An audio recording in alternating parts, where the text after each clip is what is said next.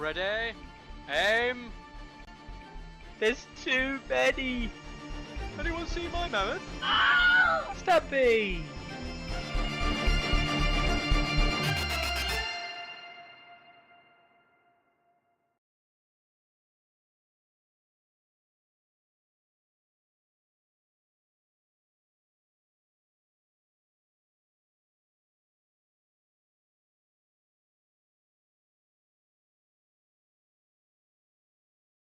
Hello.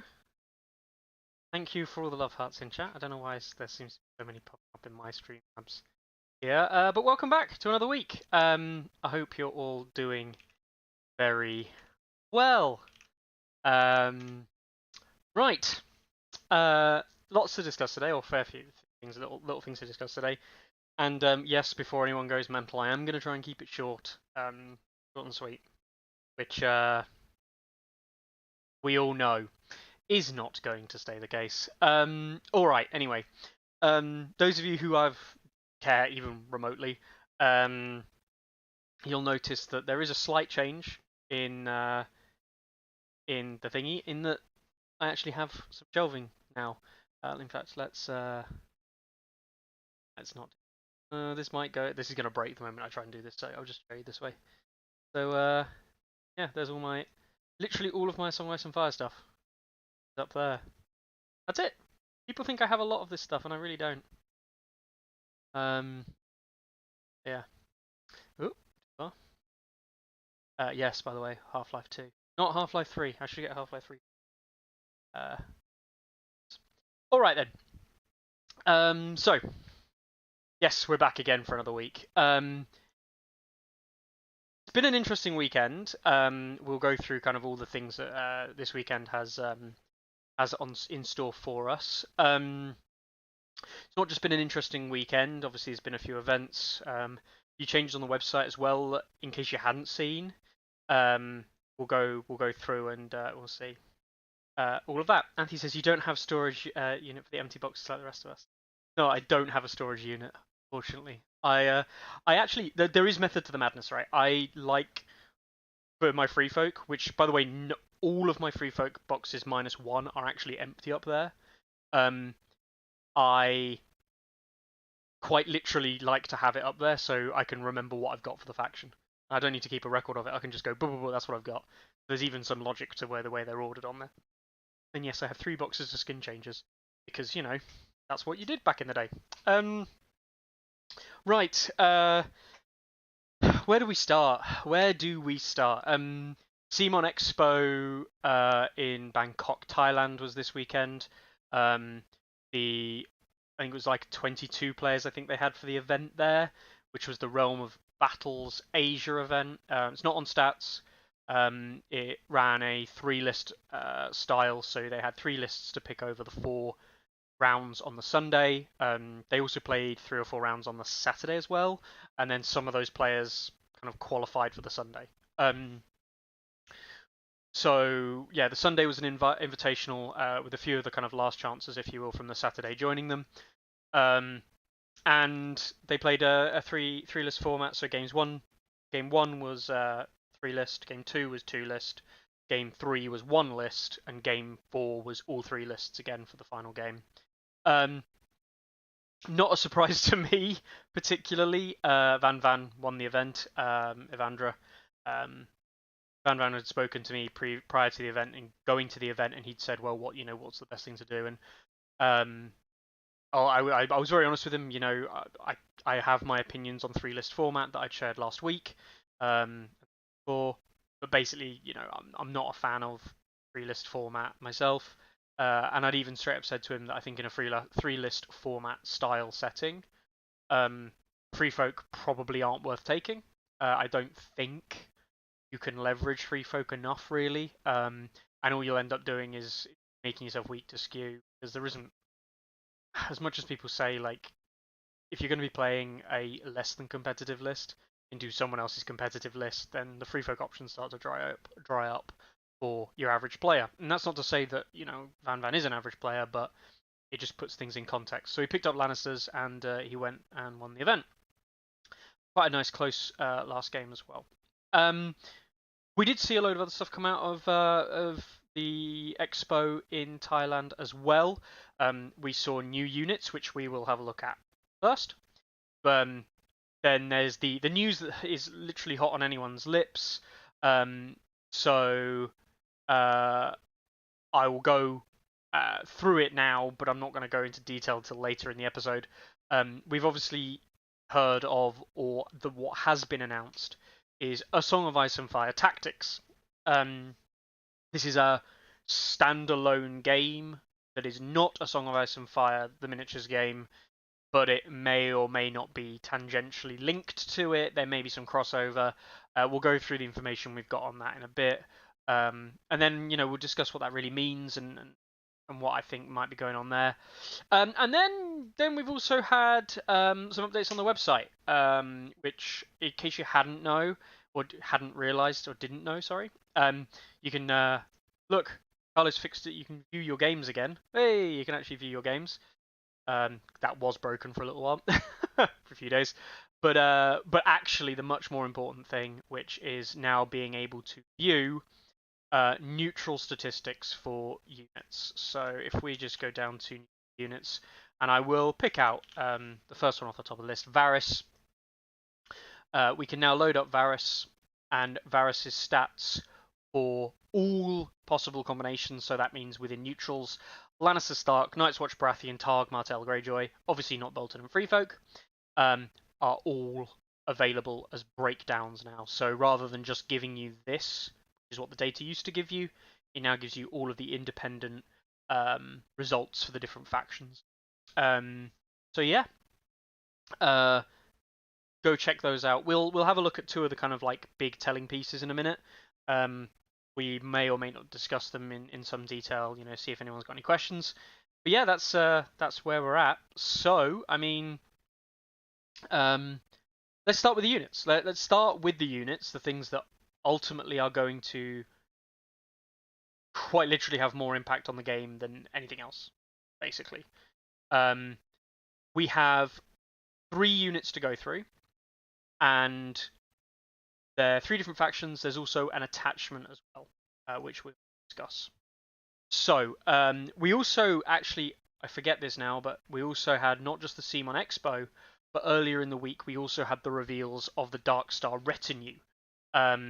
So we'll have a look at Darkstar Retinue as well, just kind of discuss and see that as well. So these all came from the CMON Expo though, and we'll start with CMON Expo. We'll move on to Darkstar Retinue, and then we'll see where it takes us. So, Stony Shore Pillagers. Okay, now the Stony Shore Pillagers, they are a 5 cost, 7/5/4, 4+ attack profile in melee, 5 move with a 4+6+ defense. So I'm not going to say any more about the unit, but just take that profile. A 5-point, 5 move, 7/5/4 on a 4+, 4+6+. These are literally what we would call bog standard 5-point infantry at this point, right? We see this on so many units, and what has been taken as a kind of very ballpark, middle of the road, like perfectly okay 5-point unit, which is the Starksworn Swords. Starksworn Swords are not amazing, but they're not utter diabolical rubbish. They might not see play because they're not slightly above curve, or they're not giving you the value you want in lists necessarily. But Starksworn Swords, for a long time, even with the old Stark Fury, when they had the Order, Starksworn Swords have, in general, been like a staple of the game as a ballpark. This is what a 5-point unit should basically look like. And if you ignore Winter's Bite for a moment from Starksworn Swords, you've got 5 move, you've got 7/5/4 on a 4+, you've got 4+6+ defensively. The Stony Shore Pillagers, wow, that is something I can't say fast, are exactly the same as Starksworn Swords. So these are coming in on a profile that is completely adequate at 5 points. Again, I'm not saying amazing, but adequate. This will, with its profile, see play if Greyjoys need a 5-point unit. and they don't have the valuable 1-point attachments to add to 4-point units for that value, right? And that's before we go into abilities. And then we look into the abilities, and I think it just further solidifies that, yes, you are going to be picking this up at 5 points. Are you looking to include one of these as a 5-point unit in your list? Probably not, and we'll talk about that in a minute. But if you want a 5-point Greyjoy unit, Reavers are not a bad option now with the update to Reavers, but this is a comparable, if not good, option at 5 points for Greyjoys. That 4+6+ defensive profile, 4+ being the most armored unit that they have in the 5 and 6 point categories. Obviously, Ironmakers now, with their ability, are starting better than the 4+ than they used to start. Remember, they used to start at 4 and drop to 2. Now they start at 3 and drop to 2. But Stony Pillagers coming in at a 4+6+ is actually very big in Greyjoys. The only other Greyjoy unit that has this defensive stat line is effectively your Blacktide Chosen. And the thing is with Blacktide Chosen, with that 7 base morale, yes, they have the Emboldened to bring it down to 6, but that 7 base morale just hurts them, whereas at least if there was 6 going down to 5, I think it'd be a lot more palatable. Especially when you consider that, Silence Men at 5 are very strong. I also lost the Dauntless from but Stony Pillagers, defensive option at 5 for Greyjoys, massively outclassing 6-point unit Reapers in terms of defensive profiling, and massively outperforming your 4 and 5 pointers defensively as well. At least on the base stat line. So, we now have abilities. We've got the attack ability, the Abundant Promises. You'll notice is not actually the name of their weapon, which is Pole Spear. I think this is interesting. I wonder if this is a move to kind of separate attack profiles from attack abilities. It may or may not be nothing. I may just be reading far too much into. Just a quick jump into comments. I think these guys are fine, says Datalink. Nothing special, but maybe okay for an Eric bunker. One says we need just a standard unit and you can actually fill a role in Greyjoys. Yeah. Data, again, 4+ armor is actually rare for Greyjoys too. Yeah, 100%. Anthony says, the days of running 4 Darkspawn swords, good times back then. Yeah. Remember that was somewhat of a staple back in 1.6, definitely. Data says, as a Greyjoy player, upon seeing these guys, well, that profile doesn't make me sad. Yeah, yeah, exactly. It's not something that you look at and go, that's bad. You look at that and go, yeah, that's fine.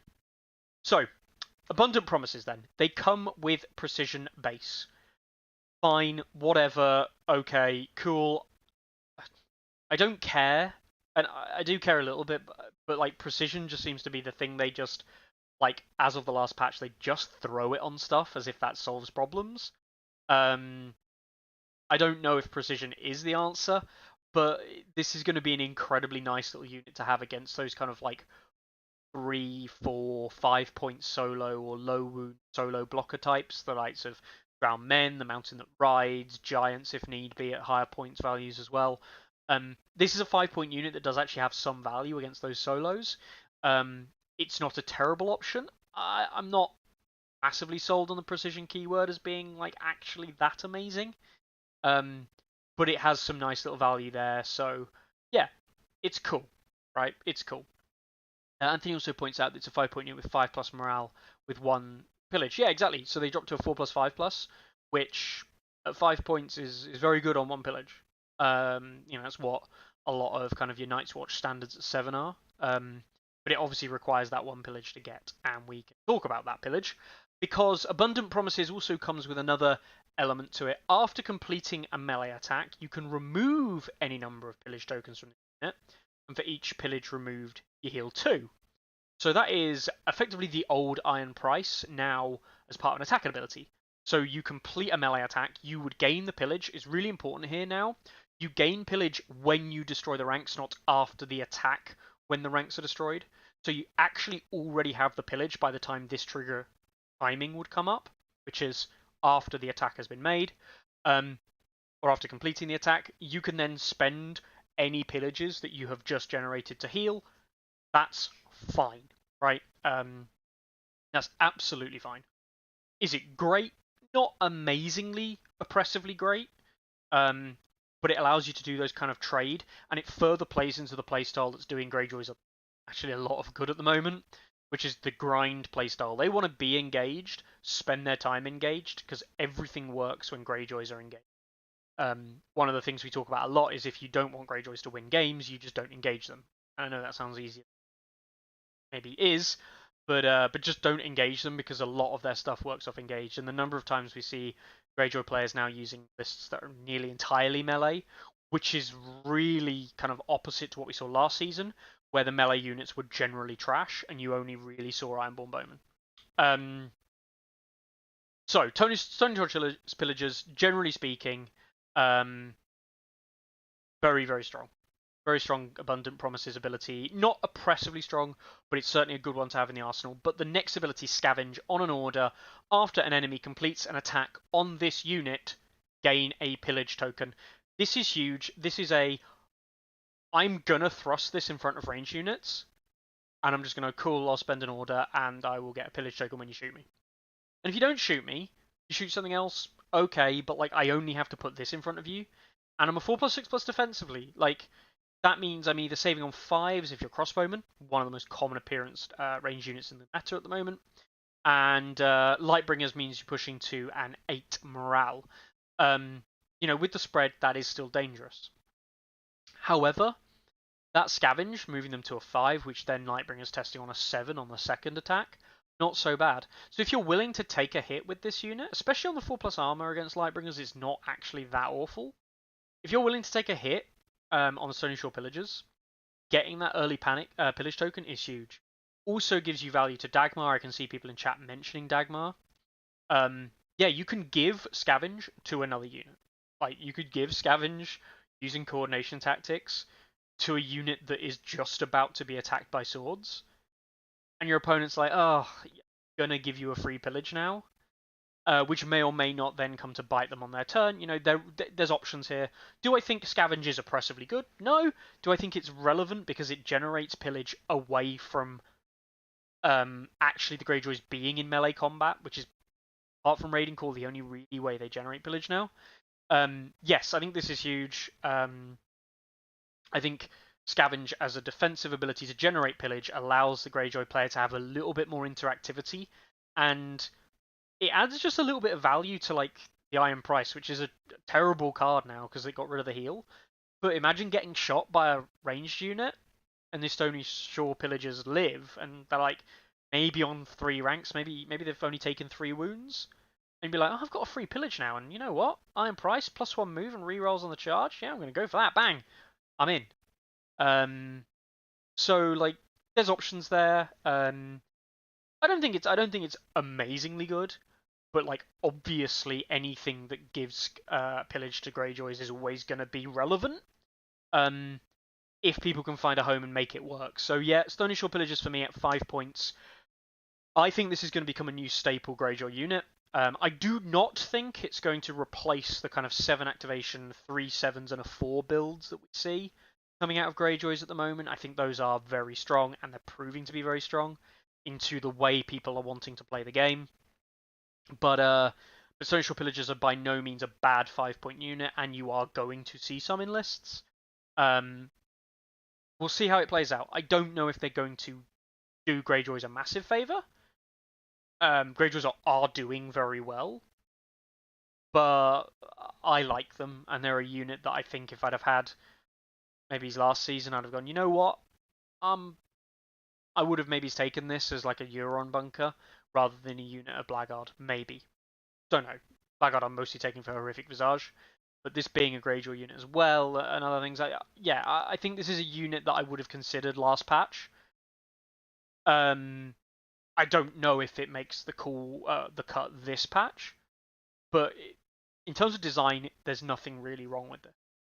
Let's go to chat again. So Evan thinks they're actually pretty good. Yeah, exactly. Yeah.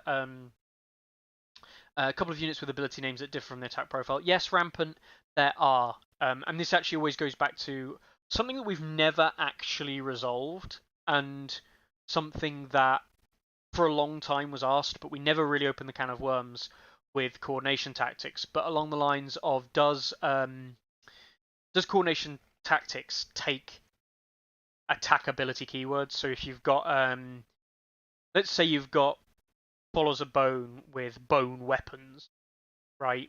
Bone weapons have vicious. When you coordination tactics, do you get the ability bone weapons and thus have vicious? Now, it was always basically taken as a yes, you do, but actually the question was raised very early on, and we just kind of brushed it under the carpet of, yeah, you do, you just share that kind of thing. But that's never actually been fully confirmed. We assume it's correct because everything on the right-hand side of the ability card is abilities, regardless of their name. But there was always a little bit of a hangover of like, if this name applies to the weapon, then is that, how does that work?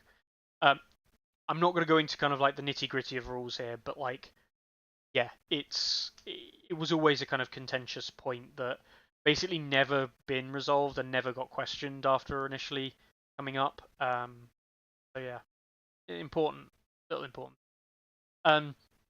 Precision does fix the lack of the 3+ to hit. Yes. Yeah, precision's not too bad on a 4+.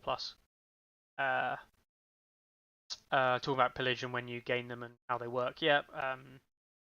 So Crohn's Greyjoy needed another way to generate pillage.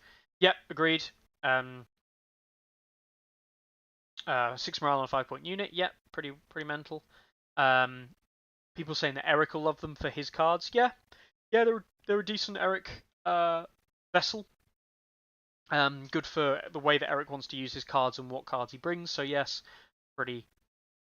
Greyjoy players in general pretty happy with this. Iron Price becoming the Iron Turd. Yeah, Iron Price is a bad card, unfortunately. Now, yeah. They also come with an attachment, and this is actually where I think this attachment, although I don't know if it's good, I'll show you it. The Sunset Sea Brave. SSP and SSB, as they are now going to probably be called. Sunset Sea Brave coming in at an attachment for 1 point. So the thing is, it's a generic attachment at 1 point. We have to look at it. If it was a generic attachment at 2 points, most of the time we're like, nah, throw that out, gone. But generic attachment coming in at 1 point, let's have a look at the ability, see where we'd raise it. Each time a friendly unit in short range gains a pillage token, place 1 order token on this card. Huh. Interesting. Now,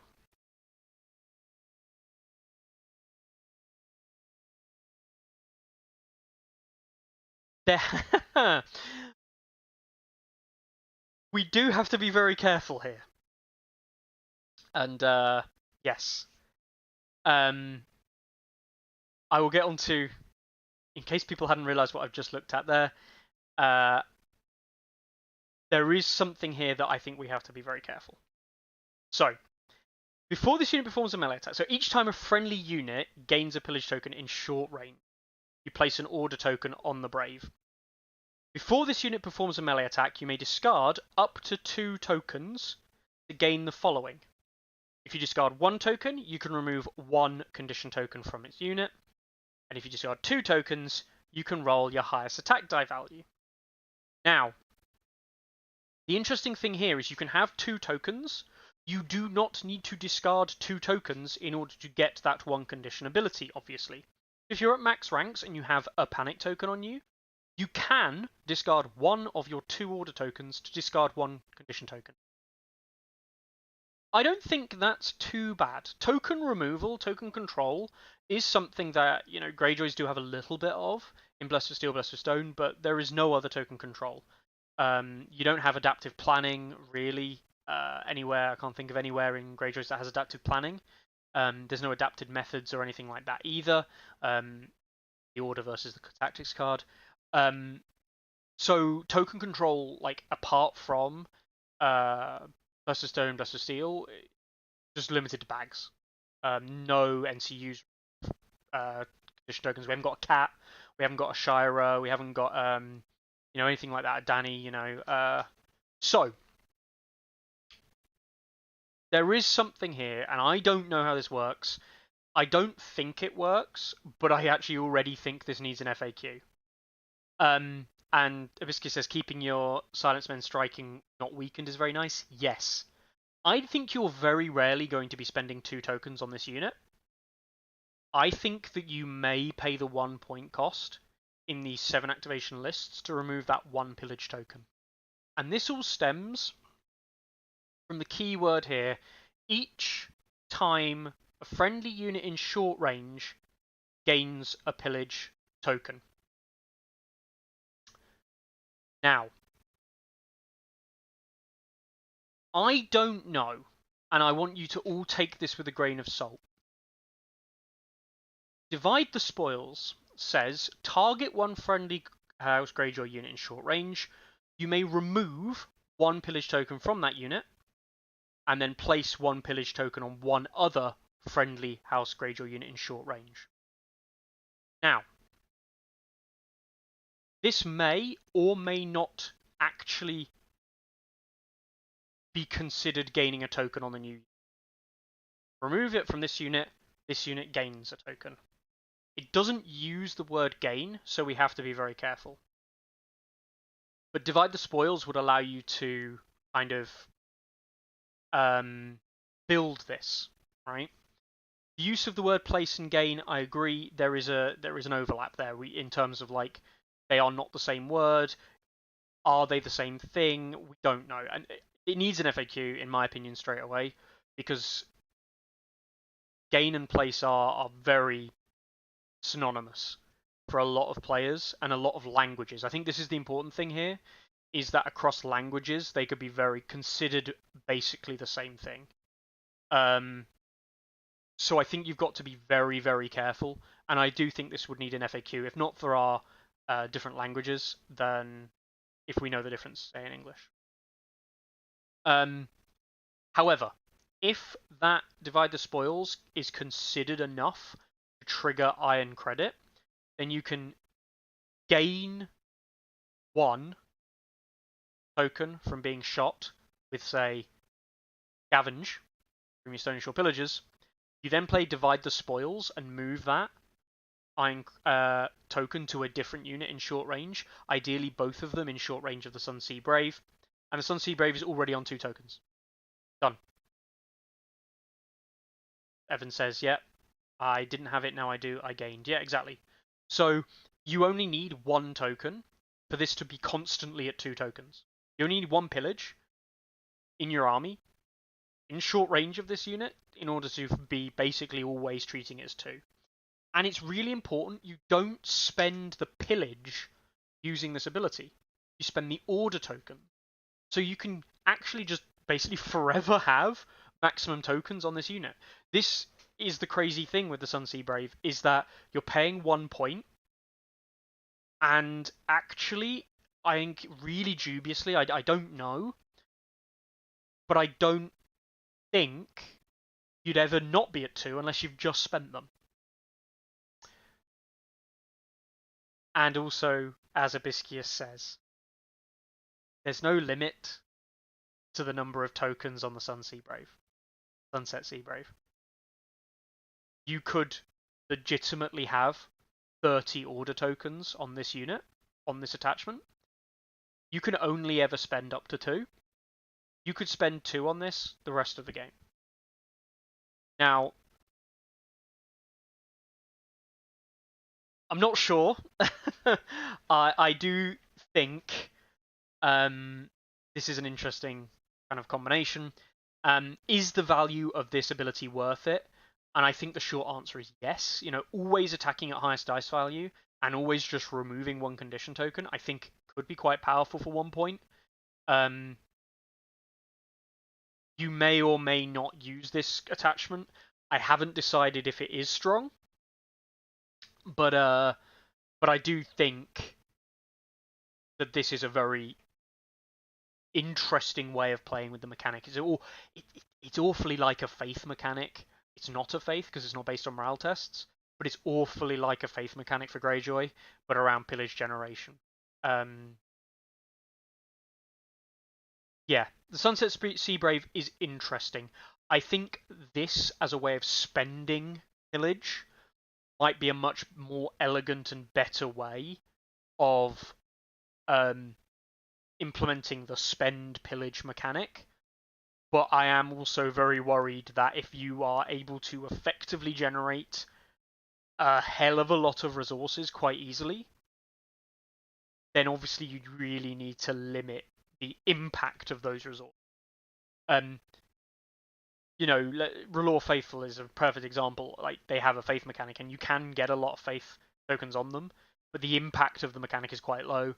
Poor Fellows, you know, because of the limited use of the mechanic, the impact is relatively low.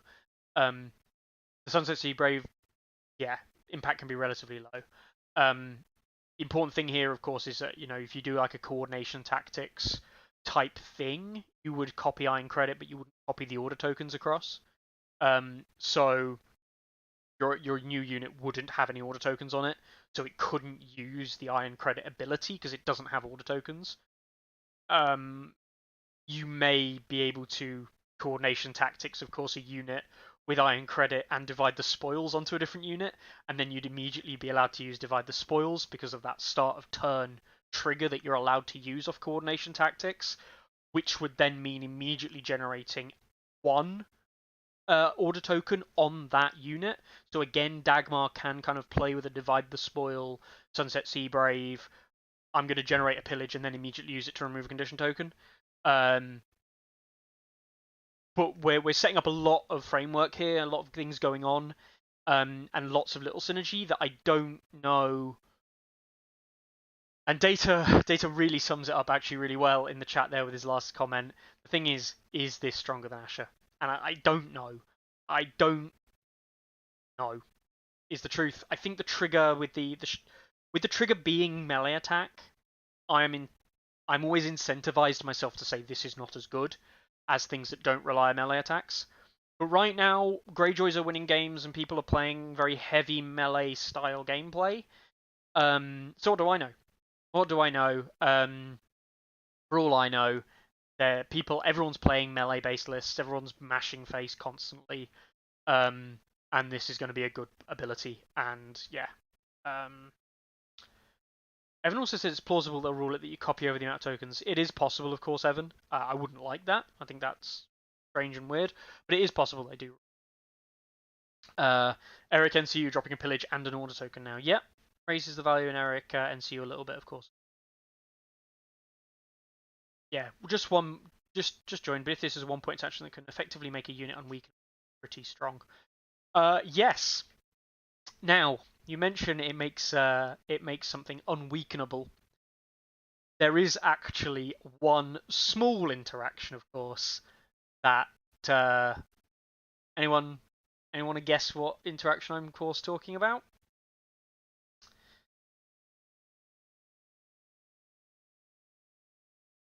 We know Silence Men are pretty good. What other interaction might you want to put this on? Well, this is a pretty good attachment because it's not a Greyjoy only attachment that would go in Golden Company Swordsman, who now, with the neutrals, always have rerolls, weakened tokens being very effective on them. This would deny the weakened token from your Golden Company sword. And they can still get all the benefits of this because it doesn't require the unit to be Greyjoy, and it doesn't require the unit itself to gain pillage. It's units within short range gaining pillage. Sunset Sea Brave can go in GCS. I don't know if you do. I don't actually know if you do put him in GCS. I think there are better options now, especially with the removal of Iron Resolve. But yeah, this could just go in GCS. Oh well. Yeah.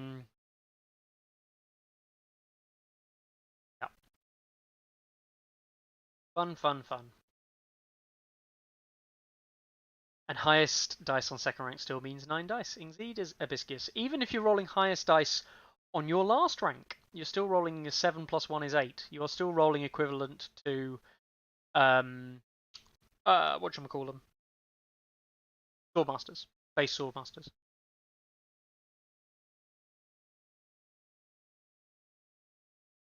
But there we go. Anthony says GCS are paid in gold, not in iron credits. I agree. I agree. Yeah, if GCS continue to be strong, I wouldn't be surprised if people try this out in GCS, and it may or may not work really well. We'll see. So yeah, 1 point attachment. I'm not ruling it out. I don't know if it's amazing. I'm not sold on running this, but I have seen a lot of potential kind of combos and things. Especially if we're running shorter Greyjoy lists anyway, you can afford these points most of the time.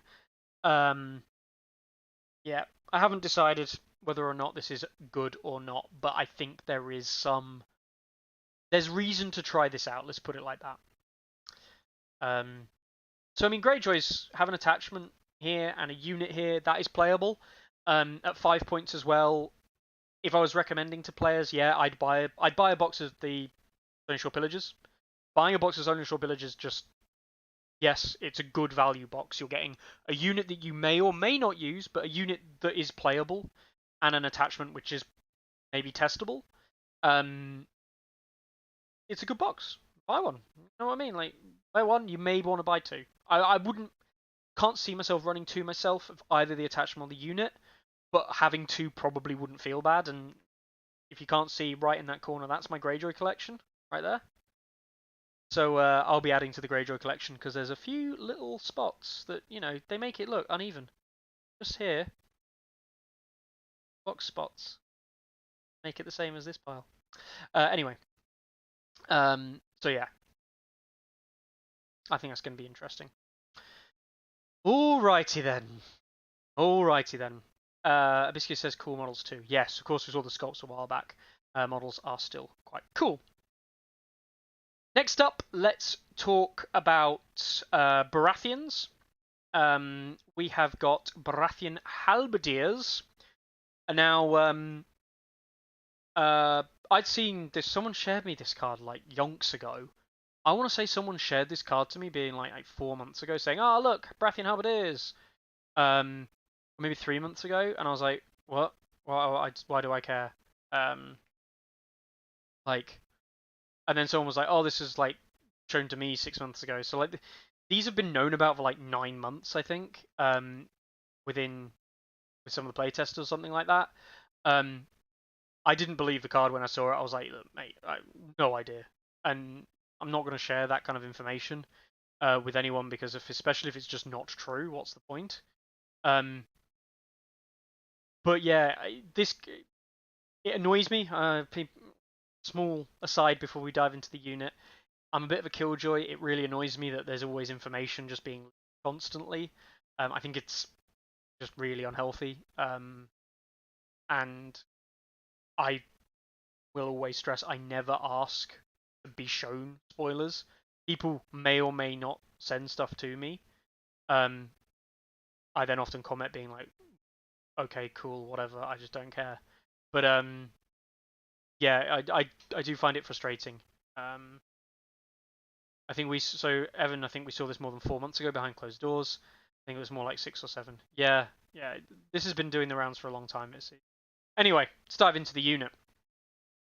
Tice is here. Hey, Tice. Hope you're having a good week. We are going to talk about the retinue of Abiscus. Yeah, we'll talk about it after these. Baratheon Halberdiers then, coming in at 6 points.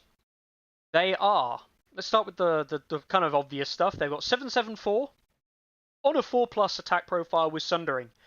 They are Halberdiers after all. Where have you heard that stat line before? That's right, in Lannister Halberdiers. They have 6 morale. Where have you heard that stat line? Yep, Lannister Halberdiers. They have 5 movement. Where have you heard that stat line? Yep, Lannister Halberdiers. They come in at 3 armor. Now, this is really, for me, the talking point of this unit, more so than anything else, is that it is the first and I'm going to use the term low cost, but realistically, using the term low cost is difficult. This is the first non-7 or 8 point unit that we've seen come in at 3 armor and 5 movement. So Baratheon get a 6 cost, 5 move, 3 armor unit. 7/7/4 on 4+, 6+ morale with Sundering. And then it only has one extra thing going for it, which is Taunt. This is the new Taunt with the weaken and vulnerable token to an enemy in long range if they don't attack or charge.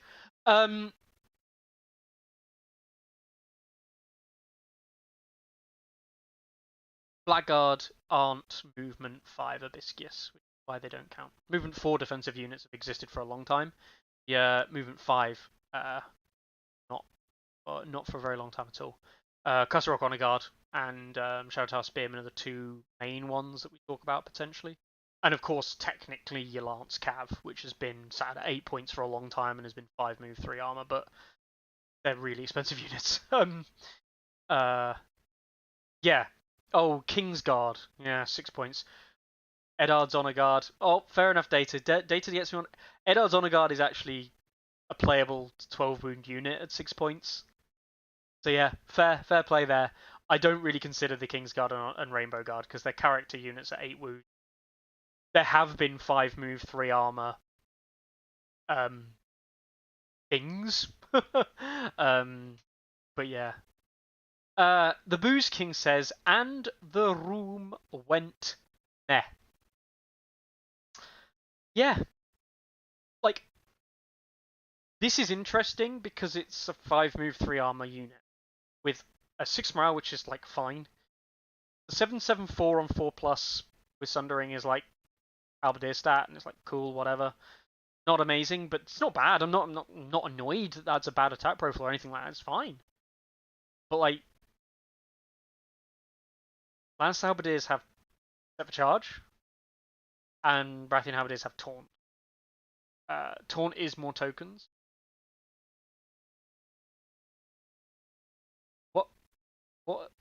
What are you taunting with this unit though? Like, taunting a ranged unit?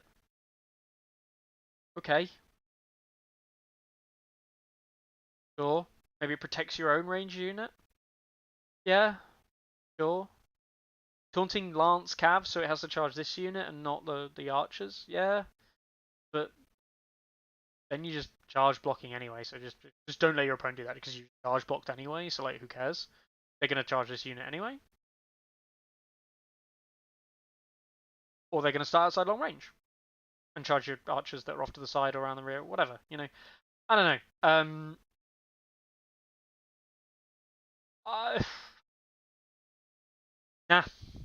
Nah. I don't think this is that good. It is rule of cool. The sculpts are pretty awesome. If you haven't seen the sculpts, one-handed halberd wielding with a shield in the other hand is kind of nuts. It does give token unit. It does use tokens for things like Stannis' units. Yeah. Yeah, I don't know. The big thing for me is the 5 move, and can Baratheon wield that 5 move effectively?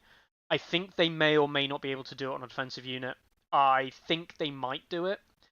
The problem is with GCS being what they are, Baratheon have been using a 5 move unit at 7 points anyway. That's arguably more defensive than this. And it hasn't really massively changed Baratheon hopes.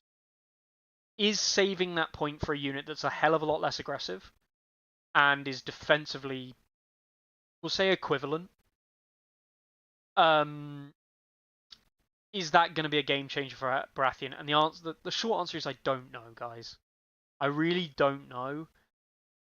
This is a unit that is kind of like, I think it makes or break by it is made or broken by the value that Taunt gives you with the move 5. That's it. There is no depth to this unit, unfortunately, outside of that. And I don't really know what to make of it apart from that. I think it's interesting for those reasons, and nothing else. Imperial says a 6-point unit that can sprint up to an objective, grab it first, stay alive until help arrives. Yep. Which is exactly how everyone else is playing the game at the moment. Or at least not quite how everyone else is playing the game, but how you can kind of metagame the first round of a game is you like chess. You already know like the first 4 moves of the game and what the first 4 moves of the game should be. You know, I've already mapped out the first 4 turns of the game, not rounds, but first 4 or 5 activations of the game. The moment I've seen my opponent's list and we've deployed terrain. But yeah, taunt with the unit, more awkward to be charged. Yeah, maybe. Protects the squishy, punchy, Renly stuff. It does a little bit, but not really. Maybe a little bit, but yeah, sure. It's okay losing a rank. It can use True Conviction. That's true. Ours is the Fury with 1 zone for +1 to hit and vicious. Yeah, Anthony's right there. These guys have an effect on the pick rate of Highguard and Pikeman, or is their role different enough? I think they're different roles. I think if you need a 5-point infantry unit, then you pick the Pikeman. If you want a 6-point defensive infantry unit, you're picking the Halberdiers. I don't know, though. Again, I don't really know how these fit into Baratheon list building. I don't really see Baratheon list building needing a 6-point infantry unit right now. Like, Sentinels got dropped from 6 to 5. People are picking Sentinels a little bit more, but like, Baratheons don't want 6-cost infantry units right now. I feel like in their slots, they are looking at maybe 7, a rock at 7, a ranged/hybrid at 6, and a cavalry at 8 or 6, and then they've got some points left over. Like for a second hybrid or something. I don't know about a unit of Halberdiers. I don't know. That being said, Bryce Karen, who had Taunt for 1 point, was doing well enough, and I imagine he was mostly being picked up in Wardens and or Rose Knights, and he was doing okay in terms of like his win rate. He's not been played that much, but he's been played a decent amount. Yeah. Brute Puncher says Queen's Men in shambles.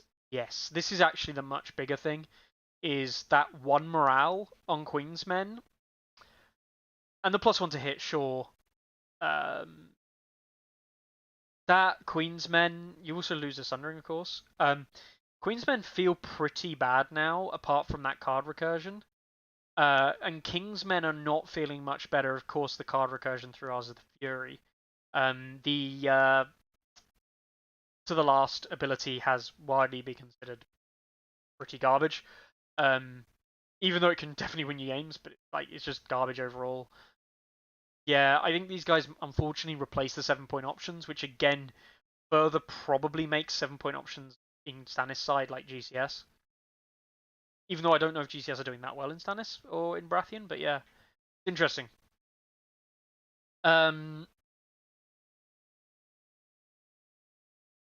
Source of Sundering outside of Sentinels, and Sentinels suck. Yes. Good. I don't really have much else to say about this, guys. I don't think this is a unit in Baratheon list building that many Baratheons are like super stoked about. I know that Carlo, who is more of a Baratheon player than I am, he saw this and went, meh. And he said the same thing that I thought of, which it really depends on how well that taunt and 5 movement and 3 armor, how much value that can give you. So I won't count them out. But yeah. Sorry guys, not for me maybe. Might need a drink in a second. A lot of talking. Giant Spear Throwers. So,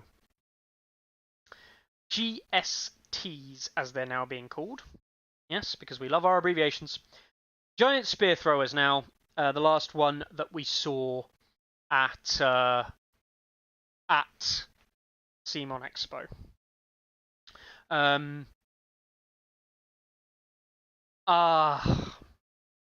Right, they're 7 points. They are giants, so they come with the hardened rule, or it's not called hardened. Basically the resilience rule that we've known for a long time. 2 hits equals 1 wound. They also come with the max 2 for panic failures. So they're giants at 7 cost, which are exactly the same as Savage Giants.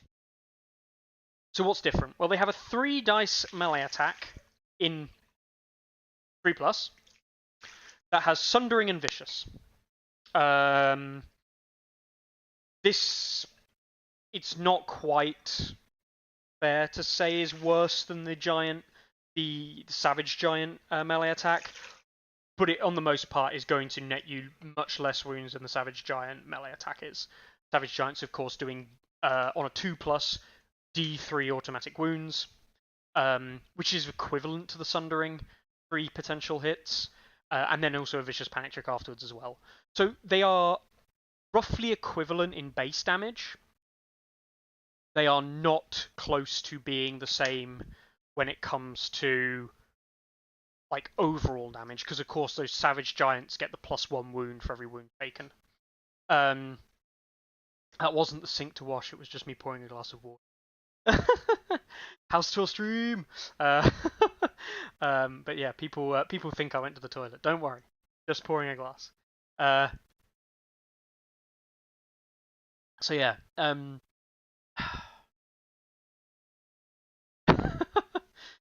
get up and leave the show. Yeah, I know, right? You can actually, that's my bathroom over there. But yeah, no, just a drink. So, that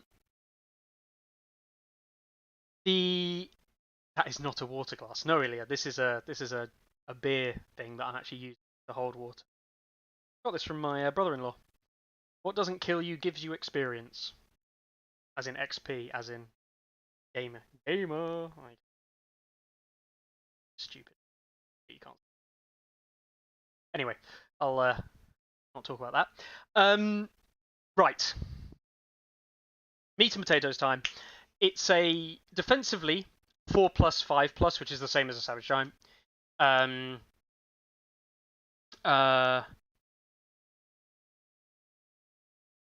The movement 5. They use all the same thing as Giants. I say the melee attack is roughly equivalent. The Savage Giant is, the normal Savage Giant is just better in melee, but the 3 dice on 3+ with Sundering is not awful. You know, depends on what you're hitting. They have a range attack. It is long range. It rolls 3 dice on 3+. And on the ranged attack, it's still Vicious and Sundering. However, defenders do not roll defensive dice. You have Sundering, but it doesn't matter because the defender doesn't roll defensive dice. Right, so you are still Vicious. If the defender is a cavalry, monster, or war machine, instead suffer 2 wounds for each hit. This is not written like the old Scorpion where it requires unblocked hits. I'm still not really thought through, and I'm not going to discuss all of the potential interactions and how this works and all that. But basically, if you roll 3 hits, it's going to be 6 wounds to a giant, a scorpion, a war machine, a mammoth, a whatever, right? That's cavalry, monster, or machine. They can also suffer the -3 and ignore the line of sight to gain unlimited range. Now,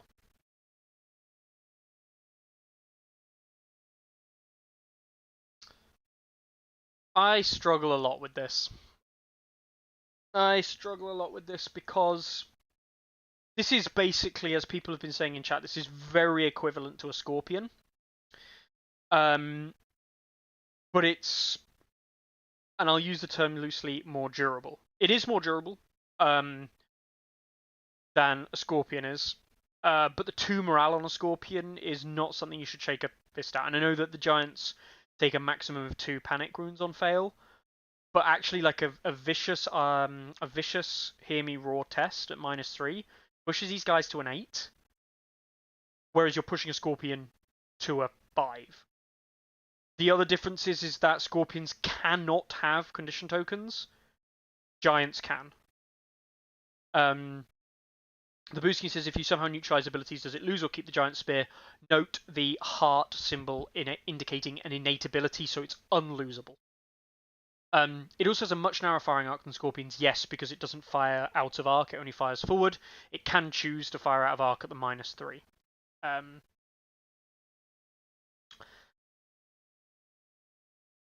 it's a long-range unit in Free Folk, which is always, we saw that with the Hunters when they originally came out. And as people say, giants can move around and hold points. Yes, this is actually the much bigger difference here. Is if you made a Scorpion more mobile, would it make it better? And Free Folk have Lady Val. They like taking horses. They like giving maneuvers out. Is this good? I mean, you could get attacked, and this could diversion tactics into like a 5-inch move somewhere, which would then allow them to shoot something, probably within their attack range. I think this might be better than a Scorpion in its overall battlefield presence.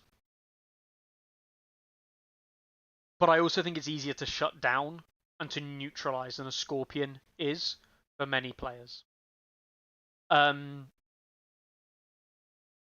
for that reason, I'm not sure. I also really don't like this mechanic. I can't hasten to add how much I dislike the spear mechanic. People predicted that this is what it would be like 2 or 3 months ago when these were first spoiled. It was like, oh, I bet you like their Scorpions but with giants, and it was like, oh look, it's just a Scorpion but with a giant. I'll be honest with you, I'm a bit disappointed. I'm disappointed because I think it's unimaginative, really. And that's not to say that the designers have done a bad job.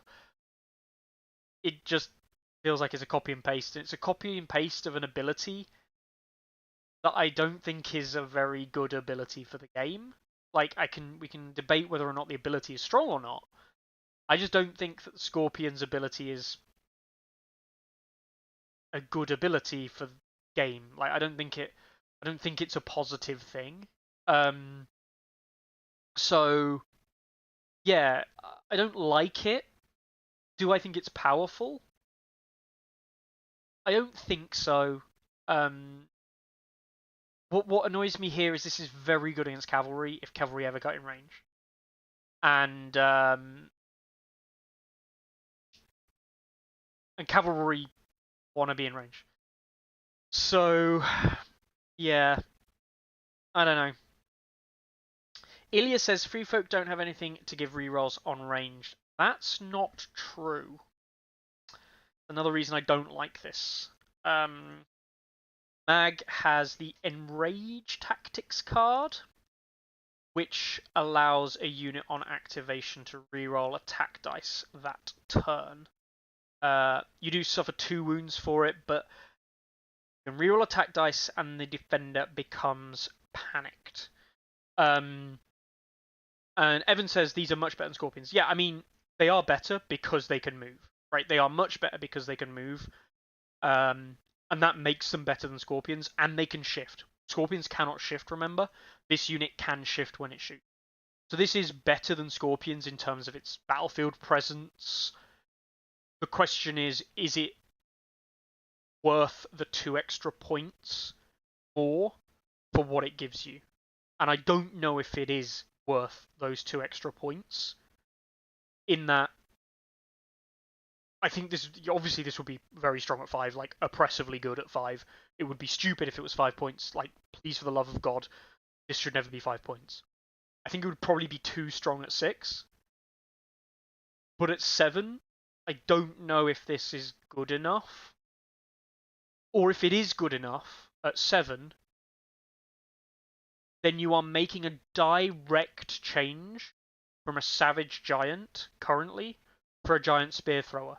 In which case, you have got 2 units that are trying to do similar things, and you kind of objectively want one over the other most of the time. And I think you take the spear thrower over normal giants, unless infantry becomes the mainstay of the game. Because people don't want to attack giants, whereas there's no penalty for attacking this, trying to kill this.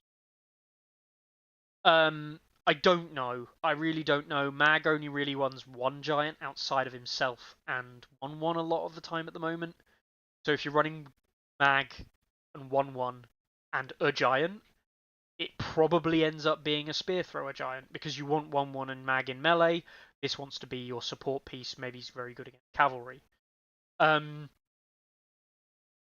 And yeah, Evan says, I'll take this over Savage all day. Yeah, this is the thing. You probably would take this over a Savage Giant. Yeah, I don't like the design, but I think it does make lists. And then there's also one other thing, which I know we don't talk about mirrors, and mirrors don't matter, whatever.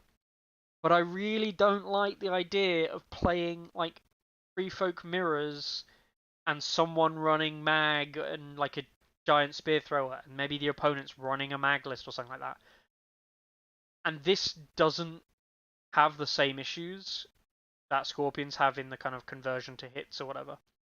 The giant spear thrower can legitimately go, fuck it. Round 1, I'm just going to take the swords, and if I generate 2 6s, I may, then it's a vicious panic test on your giant. You need to roll a 2 or 3 on the damage as well. But you can just one-shot an enemy giant with 2 6s. Is 2 6s likely? No, it's not likely. Is 2 6s a feasible possibility on 3 dice? Yeah. The odds aren't that unlikely. They're not likely. But just taking the swords is worth it. And for reference, yes, Night's Watch have Donald tokens, which changes the metrics a lot. But Night's Watch players were already doing this. If you put a chariot across the board from them, they would gladly just take the swords to take a pot shot at a chariot in an attempt to kill it. And now you've got the same thing happening, but you've got it with a 7-point giant killing like a 9-point mag commander.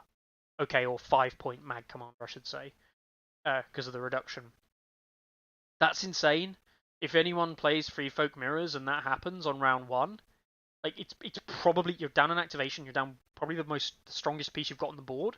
Like, it's just game over. Like, it's just game over immediately. And I hate mechanics like that. I think that that's dumb. I don't like the game just being over because of some good dice in round 1. And they have to be good dice, right? But yeah. I don't know.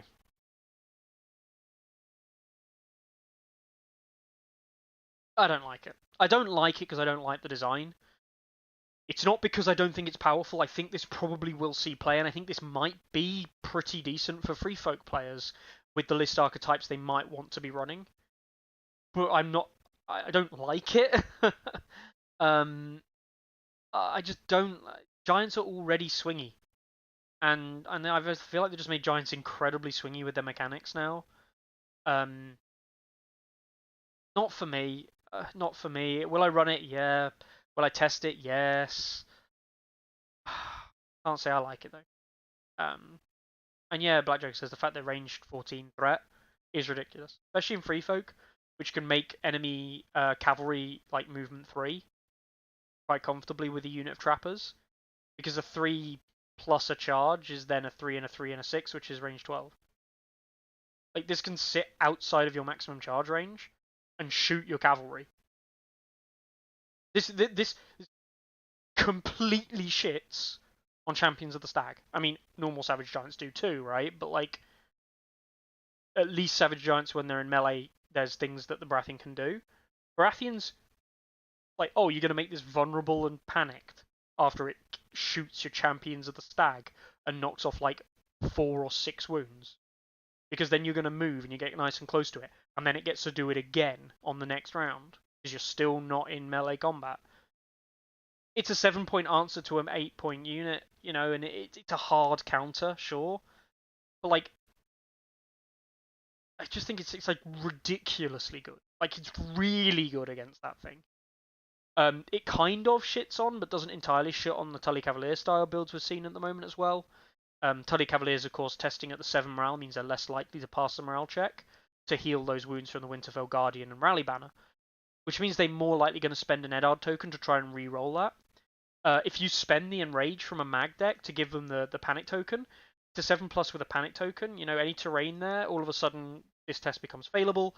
Will the Throw Rock card be used or pitched? It gets used because you knew it off the Tactics board off Lady Val. And yeah, even if they get in, they're now struggling to lift you. Yeah, I mean, Not entirely true. I mean, giants aren't that bad. And the thing is here is that there isn't really punishment for attacking this unit in melee. Unlike normal savage giants, where of course if you don't kill the savage giant and you do like 4 wounds to it and then it hits back, it just goes clonk. There's like 6 wounds and a vicious panic test. Thank you very much. Whereas this attacks in melee, 3 dice on 3s is going to be 2 hits. 2 hits with Sundering against most targets. You know, we're looking at a 4-up profile on average. You're looking at 1-2 wounds with a vicious panic test, right? That's cots are not going to kill us in one shot because they don't have a panic modifier. Of course they can go for the vicious route, and they can also fish for crits. With the 4+ armor, like a normal savage giant, not easy to just kill it in one shot. Does this just force the Champions of the Stag player to be very conservative in their deployment positioning? Well, the problem you've got there, Randall, is yes, technically it does, but actually the much bigger problem is that Baratheons are already being out deployed by free folk. They can't be more conservative in their deployment because they already have to basically deploy to a game plan. I really think I feel like I'm railing on this unit. I'm a free folk player, right? And I'm railing on it. Really don't like this.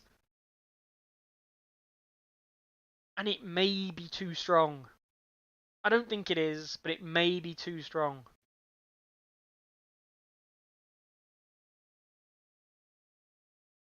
Ugh. Not what I wanted to see.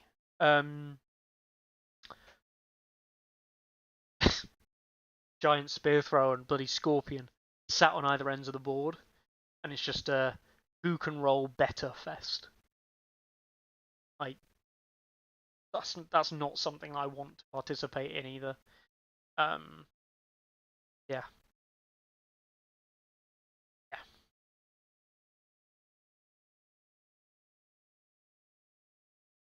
I agree. Well, the unlimited range is probably too much. It's also the ignoring line of sight. I don't mind ignoring line of sight.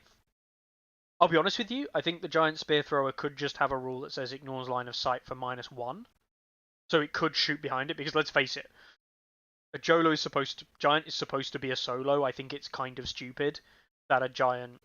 We already know they can't like turn and charge, but game mechanic, whatever. I don't think it's unreasonable that this could take a -1 or -2 to hit to like throw a spear behind him. But ignoring range limits, having unlimited range is a completely different mechanic that I think is just not good. And I don't think unlimited range effects are necessarily a good thing because it removes the positioning aspect of the game, which is quite important. Yeah.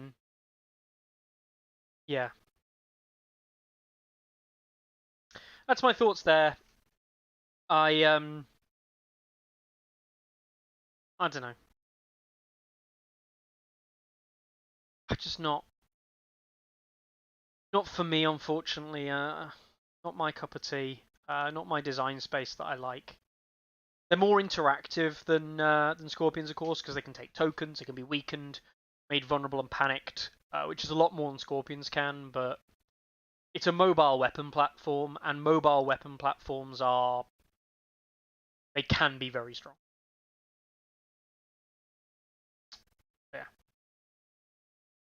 Hey. Aren't we good? Aren't we good? Right. Let's move on. I'm sad. Let's have a look at our Darkstar Retinue. Now, this one, if you've not seen it, the Darkstar Retinue is perhaps, I guess I'd probably say, not dumbest, but one of the weirdest things we've seen all year so far.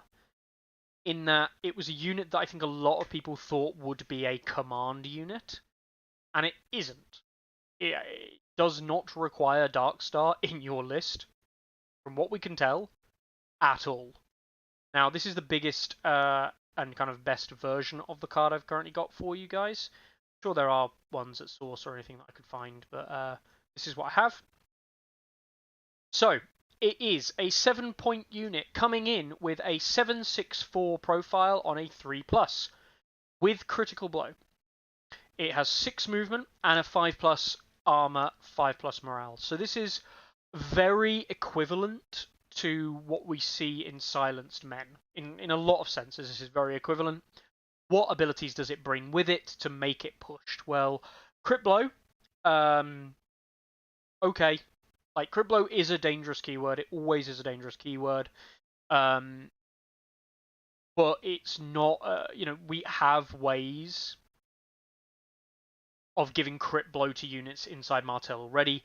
2 units, of course, with Reckless Strikes. 2 commanders, sorry, with Reckless Strikes. So giving this unit crit blow and Sundering isn't hard. We already have a crit blow cavalry unit in the shape of our Sunspear Outriders. Sunspear. Spear Outriders? Darkstar Outriders? Not Darkstar. My mind is just completely gone.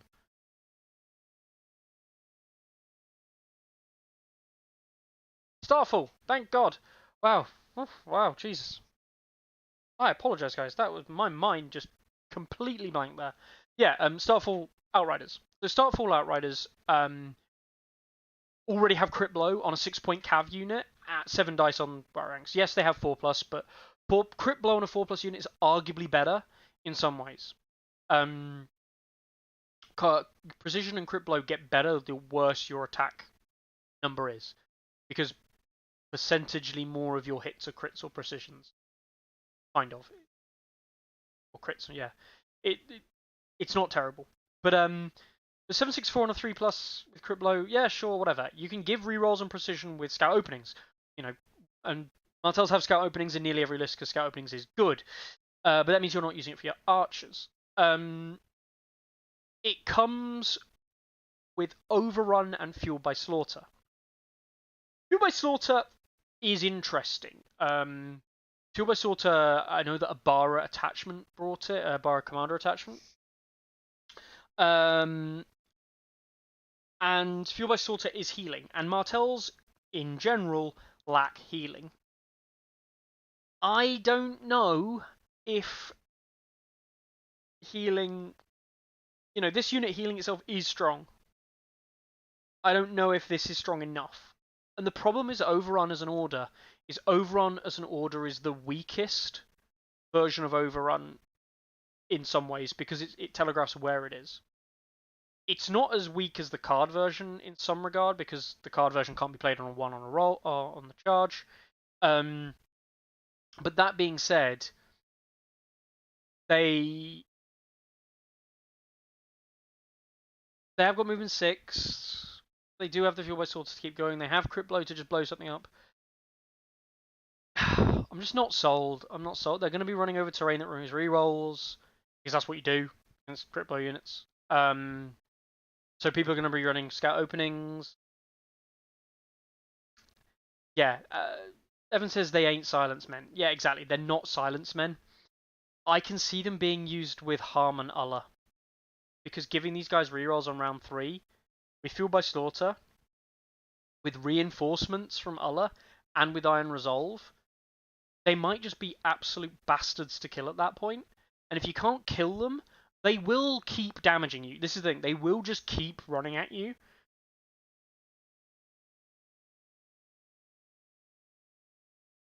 But I don't know.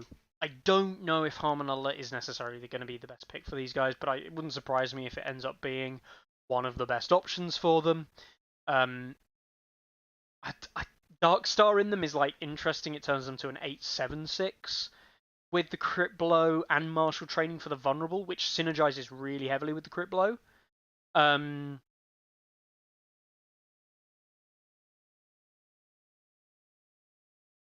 don't know. My world is not set on fire with this unit.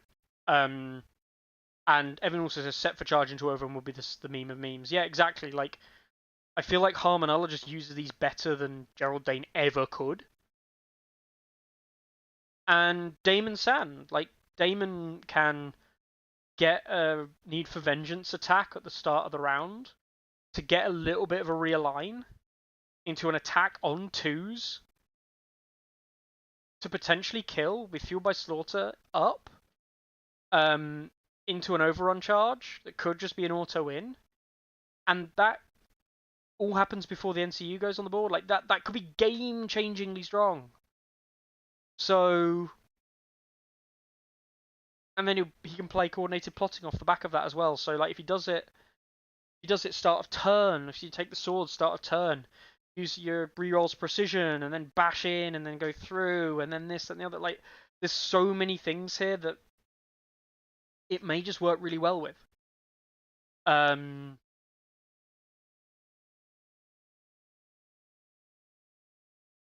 But I think it's a 5 armor, 5 morale defensive, a 5 armor, 5 morale unit. It's 7 points, which can just be killed. Like, can just be killed. People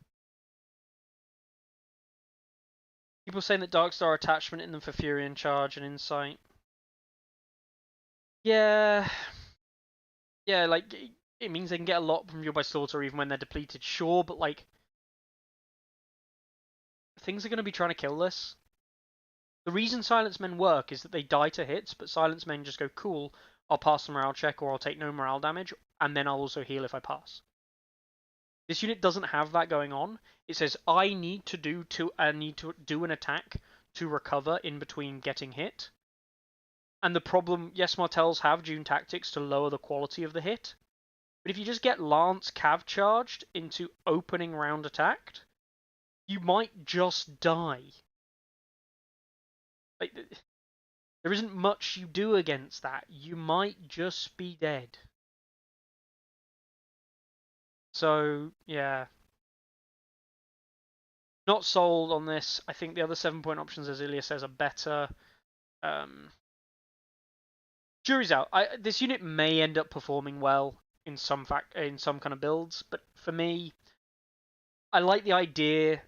I don't know. Power level doesn't seem very strong to me. Yeah.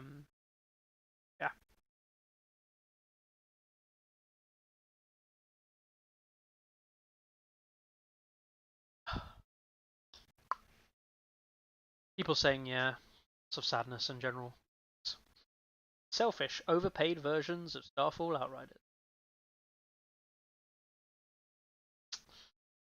Yeah. I don't know. Sorry, guys, I've got not really much to say about that. I like Martells. And Hibiscus actually there with a late comment really hits the nail on the head. Thinks with GCS around, this is a hard sell. And yeah, GCS now with the change. Iron Resolve being removed just makes them a really good Harmonella bunker.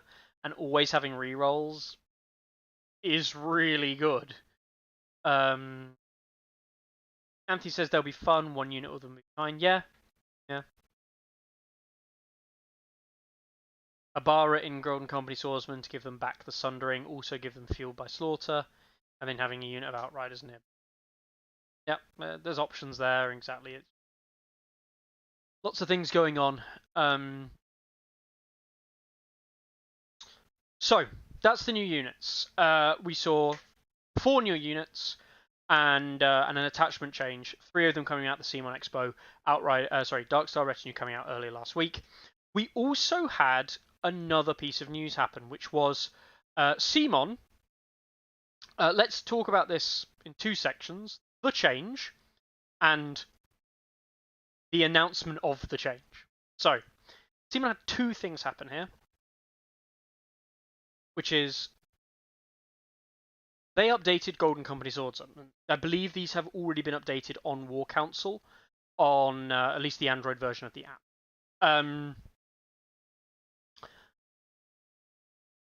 So, Golden Company Swordsman. They've updated them. And we'll talk about the article first of all, we'll talk about the change. So, it happened on the 1st of November. Just a short announcement in regards to GCS. As we've seen, GCS have been predominantly chosen in recent tournaments and events. And to mitigate this, until the next update, we've slightly altered their profile to better suit their points cost. Okay. We highly recommend that tournament organisers still use the previous version in any tournaments occurring in November, but players should familiarise themselves with the new version for any tournaments beyond those. You can find the updated Golden Company there. So what have they actually changed? They removed Iron Resolve, and they removed Sundering and give it always rerolls instead. So, firstly, credit where's credit's due. They have highlighted that the unit needs updating. They've updated the unit. They have highlighted and kind of really taken notice that GCS are so commonly picked and are very heavily present in meta or in the game. Now, let's actually have a look at this. Let's have a look at their pick rate across different factions. We can do that now. We have the stats. So in Season 3, they went to 126.7 8% rate pick rate in neutrals. That means that, you know, in every 5 lists there are 6 units, basically. So yeah, they were heavily picked in neutrals. At least one every unit list. Lannisters, we saw them picked a third of lists. Call it a third. Stark, about a third. Night's Watch, 30%, just lower than a third. Baratheon, 25%. Targ, 24%. Greyjoy, 27%. And Martell, 45%. We are seeing GCS appear in a minimum of 1 in 4 lists, basically, in every single faction in the game. Minimum 1 in every 4 lists in every single faction in the game. For a neutral unit, that's not obsessively high. It's not like 50% of lists have GCS, but it is a lot of lists. This is, remember, all data. Across all data, all of the games, all of the Season 3 games we have recorded data for, GCS have appeared in 1 in 4 lists. Minimum. You can actually count it up and work out just how many they have actually played across all games. And of course, it would come out to slightly different because the appearance rate in a game is if they appear in either list. So it doesn't quite work out to be the same amount. But yeah, you can actually work out what their overall pick rate is. At a guess, it's gonna be somewhere. I mean, Lannisters have been played double the amount that Night's Watch and Stark have been played in Season 3, which is kind of crazy. But yeah, you can probably look at it as being... Checking the numbers there. I reckon... Actually interesting, Martell and Greyjoy have nearly had 1,000 games played. Nearly, but roughly speaking. 1,000 games played each. Targs have had about 1,000 games. Baratheon's had more than 1,000. Night's Watch have had more than 1,000. Stark have just over 1,000. And Lannister have had about just under 2,000, like 1,800, I think. Just looking at the numbers there. But I mean, I'm trying to think how many it will be overall, but I think you'd be surprised overall. What I'll try and do is I'll try and calculate that. What the overall pick rate of them is across all the, because I think it'd be quite interesting to see. But yeah, so Lannisters picking them very highly, Martell's picking them even more highly. It doesn't seem like a lot, but even if they come out to being like 1 in 3 lists or 1 in 2 lists, they're not going to come out as 1 and 2. But 1 in 3 lists is a lot. Like, a lot. That's a very high pick rate for a neutral 7-point unit. And that's across all games. Tournament games, casual games, you name it. 1 in 3 lists has GCS. And if 1 in 3 lists has GCS, roughly speaking, that means that in any given game, you're actually very likely to see a unit of GCS. So, yeah, I think it's a problem. I think it's a problem. I think pick rate is too high. Yes. Do I think they're too powerful? I think they probably are a bit too powerful. I mean, we can see the win rates here, 56% nearly in Lannister. Does it compare to Flayed Men stats from season 1? Let's actually have a look at that.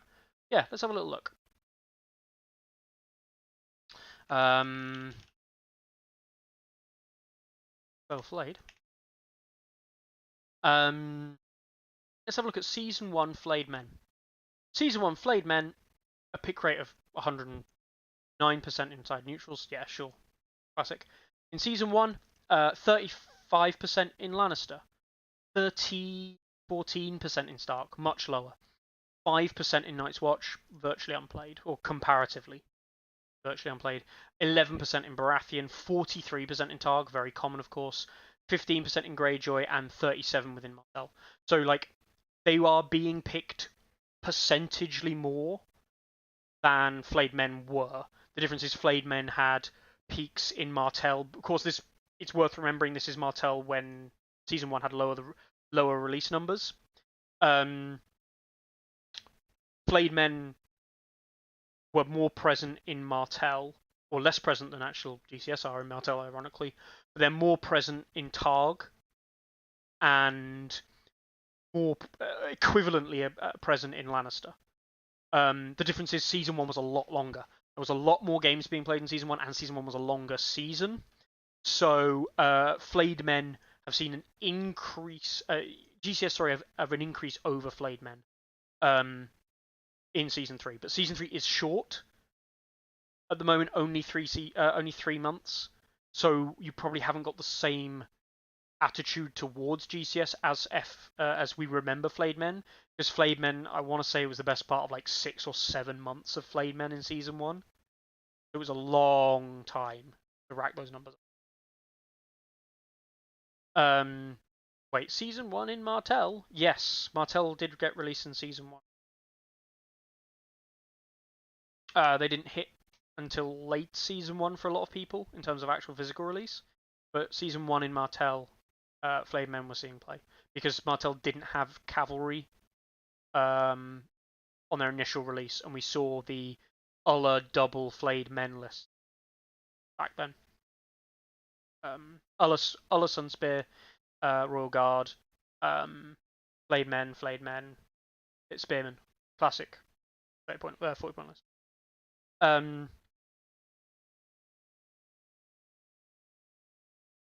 Ilya says Flayed Men are a point more expensive, so it's a bit harder to fit straight. Harder to fit, so a straight comparison is a little unfair. It is a little unfair. Yeah, a little bit, but like, they're not that far away from each other, which is the point. Like, GCS being a point cheaper are seeing more play. And the thing is with neutral units is that they're very, very strong. People are going to play them. The truth, people are going to play very strong units, regardless of their points cost. For Flayed Men and GCS coming out like really equivalent numbers. GCS obviously probably more. Game's more balanced, however, across the whole, so you're not seeing them shoot up to the ELO that the Flayed Men were kind of seeing before. Actually, saying that, I think ELO. The problem is ELO for these things is kind of inflationary, so it's hard to look at that. But yeah, I think GCS being nerfed was the right thing. Now the question actually then becomes: was this change a nerf? Objectively, removing Iron Resolve is a nerf. Removing Iron Resolve is a nerf. That is a defensive ability taken away from them that they otherwise had. Removing Sundering, but always rerolls. That is... It's a nerf, and it's also not.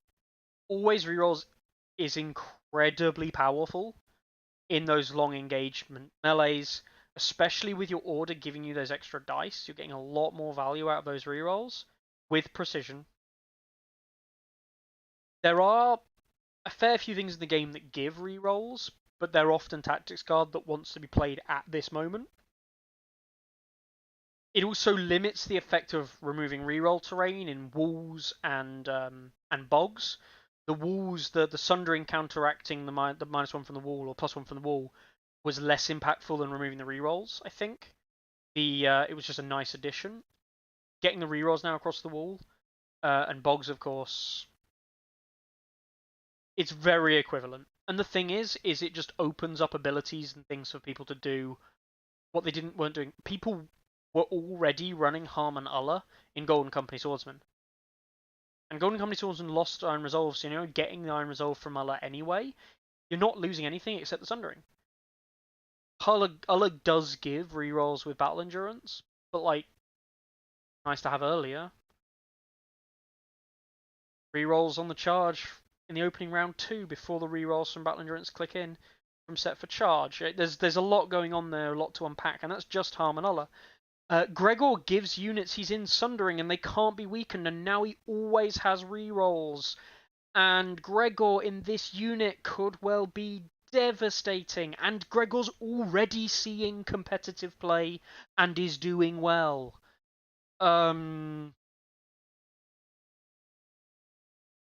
Yeah, this change made them worse into the 2 and 3 morale army.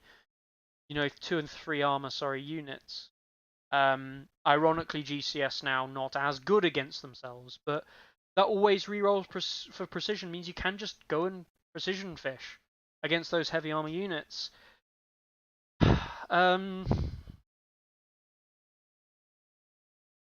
Yeah. Blurry camera because I've lost all hope. GCS are still strong. I don't know if they're stronger. I don't know if we'll see the same kind of synergies and things like that. But GCS are still strong. You are still going to see them played.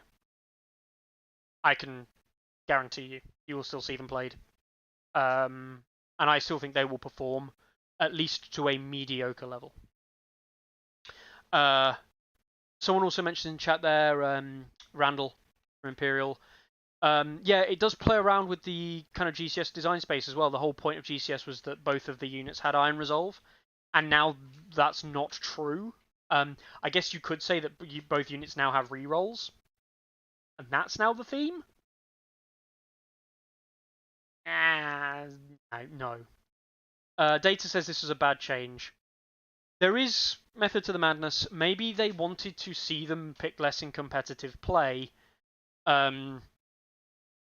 Maybe CMON doesn't want to nerf them too hard because they know that the sales have been higher, so they know that everyone's running them, and they don't want to make the unit bad. They're trying to tweak the unit to make it worse, not bad. I don't know. I don't know if this is going to change the play rate of the unit. And actually, what's really interestingly, I think this is so interesting. If the unit's play rate changes, it's because they've released the article, not because they've changed them. I actually think that GCS will reduce in play rate, and I think they'll reduce in play rate because people will view it as a nerf. So they'll play them less because they've been nerfed. Like, it doesn't actually matter about how they changed, but the fact it is considered a nerf means they are more likely to see a reduction in play. I'm gonna get mine. I'm probably gonna still play mine in a mixture of different factions. Yeah. Sorry guys. Whoops. I'm not convinced. All right then. Play rate should go up. Oh god, if it goes up, that's insane. Right.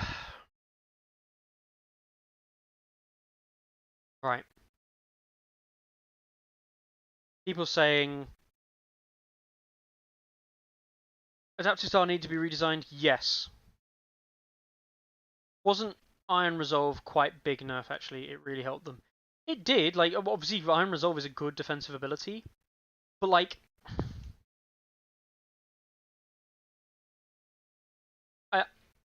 right. Iron Resolve was a good defensive ability. The things that were beating GCS didn't really care about Iron Resolve. Things were completely shutting down their order. They were turning off abilities. They were killing it with damage from hits and not the morale test. That's what people were killing GCS with the most. Yes, they now have more susceptibility to the morale test, but you weren't killing it with that thing anyway. The solution was always the other things, and those things haven't got any worse at killing them. It's just it opens up the panic game a little bit, but the panic game alone doesn't shut down adaptive style. Therefore, they're still going to be sitting around like a 4 morale most of the time. In which case, like, the Iron Resolve doesn't matter as much as you think. And there are a lot of commanders that add Iron Resolve. OTK adds Iron Resolve. Harmonulla adds Iron Resolve. We didn't see it much, but Brynden Tully adds Stalwart. You know, there are so many things that have, like, Embolden from High Sparrow.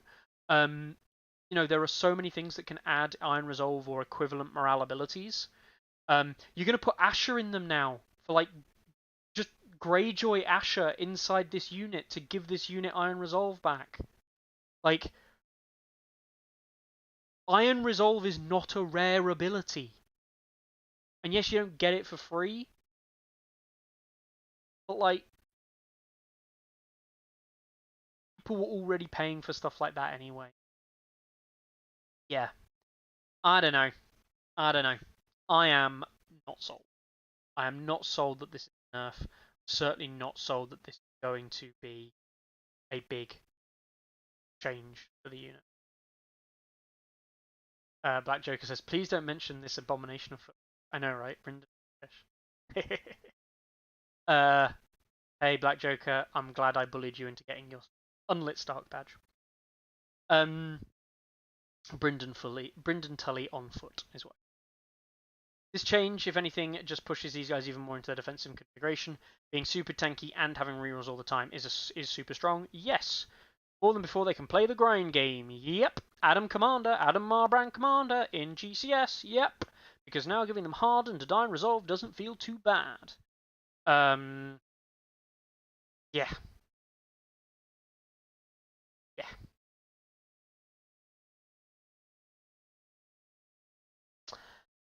Alright then. That's GCS. Let's not spend any more time on GCS. We've already spent so much of our life on GCS. Let's have a look at the stats, though. We saw Golden Company Swordsman. Let's actually have a little look at Varys. Varys being the highest ELO thing in the game right now. GCS coming in at, you know, we see a 1 in 3 list. I haven't done the maths, but I'm guessing and estimating about a 1 in 3 list appearance rate of Golden Company Swordsman. Not including Bolton Free Folk, so it's not going to be 1 in 3 of overall lists. It might be 1 in 4 or 1 in 5 of overall lists. Of course, I forgot those 2 factions. I apologise. So yeah, hands up on that one. Lord Varys, he comes in Season 3, pick rate in Lannister of 48%. He started off at 25, went up to 50, and is now in October running a 61.5 pick rate within Lannister. That's very high. Very high. Stark start at 16, go to 17, then up to 27% win rate. Sorry, pick rate within Stark. Pretty high.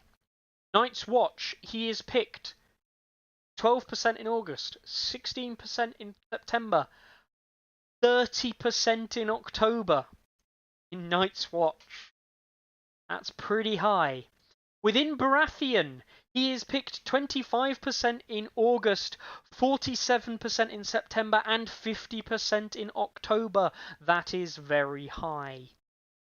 Targaryen, 18, 19.5, and 26.5. Greyjoy, 22, 29, 32, 7. Martell, 24, 52.5, and then a drop off to 50.8. So, Varys has been picked consistently more as the season has gone on, which was quite a funny observation because those of you, on Tourney Ground, those of you who watched the show, we said, yeah, Varys is strong, pick Varys very early on in the game. But it seems like people have cottoned onto it as the season has gone on that yes, Varys is strong, we should pick Varys. So Varys' play rate has increased across the board, except in Martell, as the season has progressed. And in some cases, dramatically. He records a 55% in Martell. He records a 57.5 in Greyjoy. He records a 54 within Targ. He records a 54 within Baratheon. He records a 61 within Night's Watch. He only records a 50 in Stark. He records a 55 within Lannister. Varys is winning games in every single faction in the game. Very strong.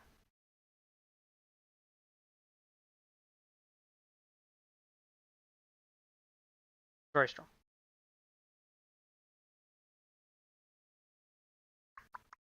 Too strong, perhaps. Data link. Almost every game has a Varys. Yes. Yeah. Nearly every single game that you'll see played will have a Varys in one of the two lists. Except for Free Folk and Boltons who can't run him. Yeah. And bearing in mind, he can only be picked once. These are not like GCS where people have like maybe snuck in like lists of 4 of them.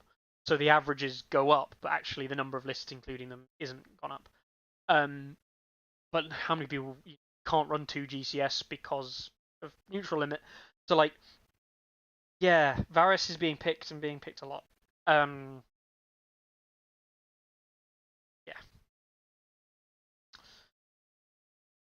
He's not overly winning games, but it is oppressive.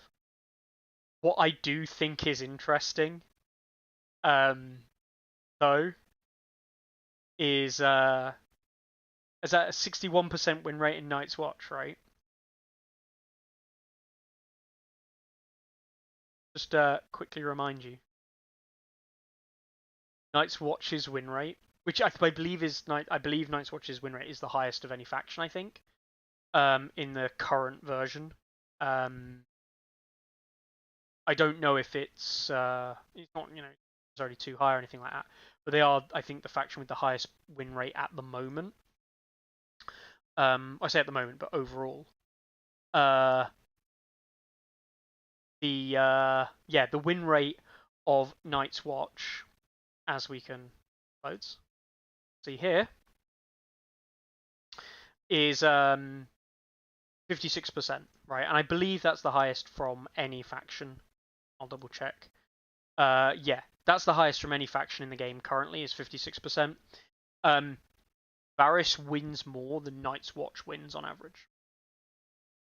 So Varys is a good pick in Night's Watch, and it will improve your chances to win in Night's Watch. Now, what's interesting is that Night's Watch number is 56%, right? Or, yeah, 56.01%. Varys in Night's Watch, 61%. Golden Company Swordsman in Night's Watch, 59.5.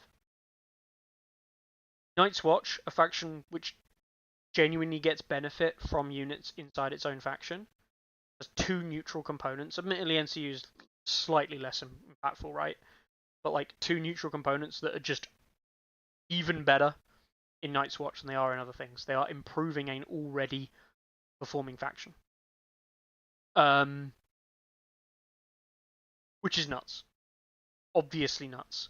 For reference, Donald Noy is the highest performing NCU in the game in terms of win rate.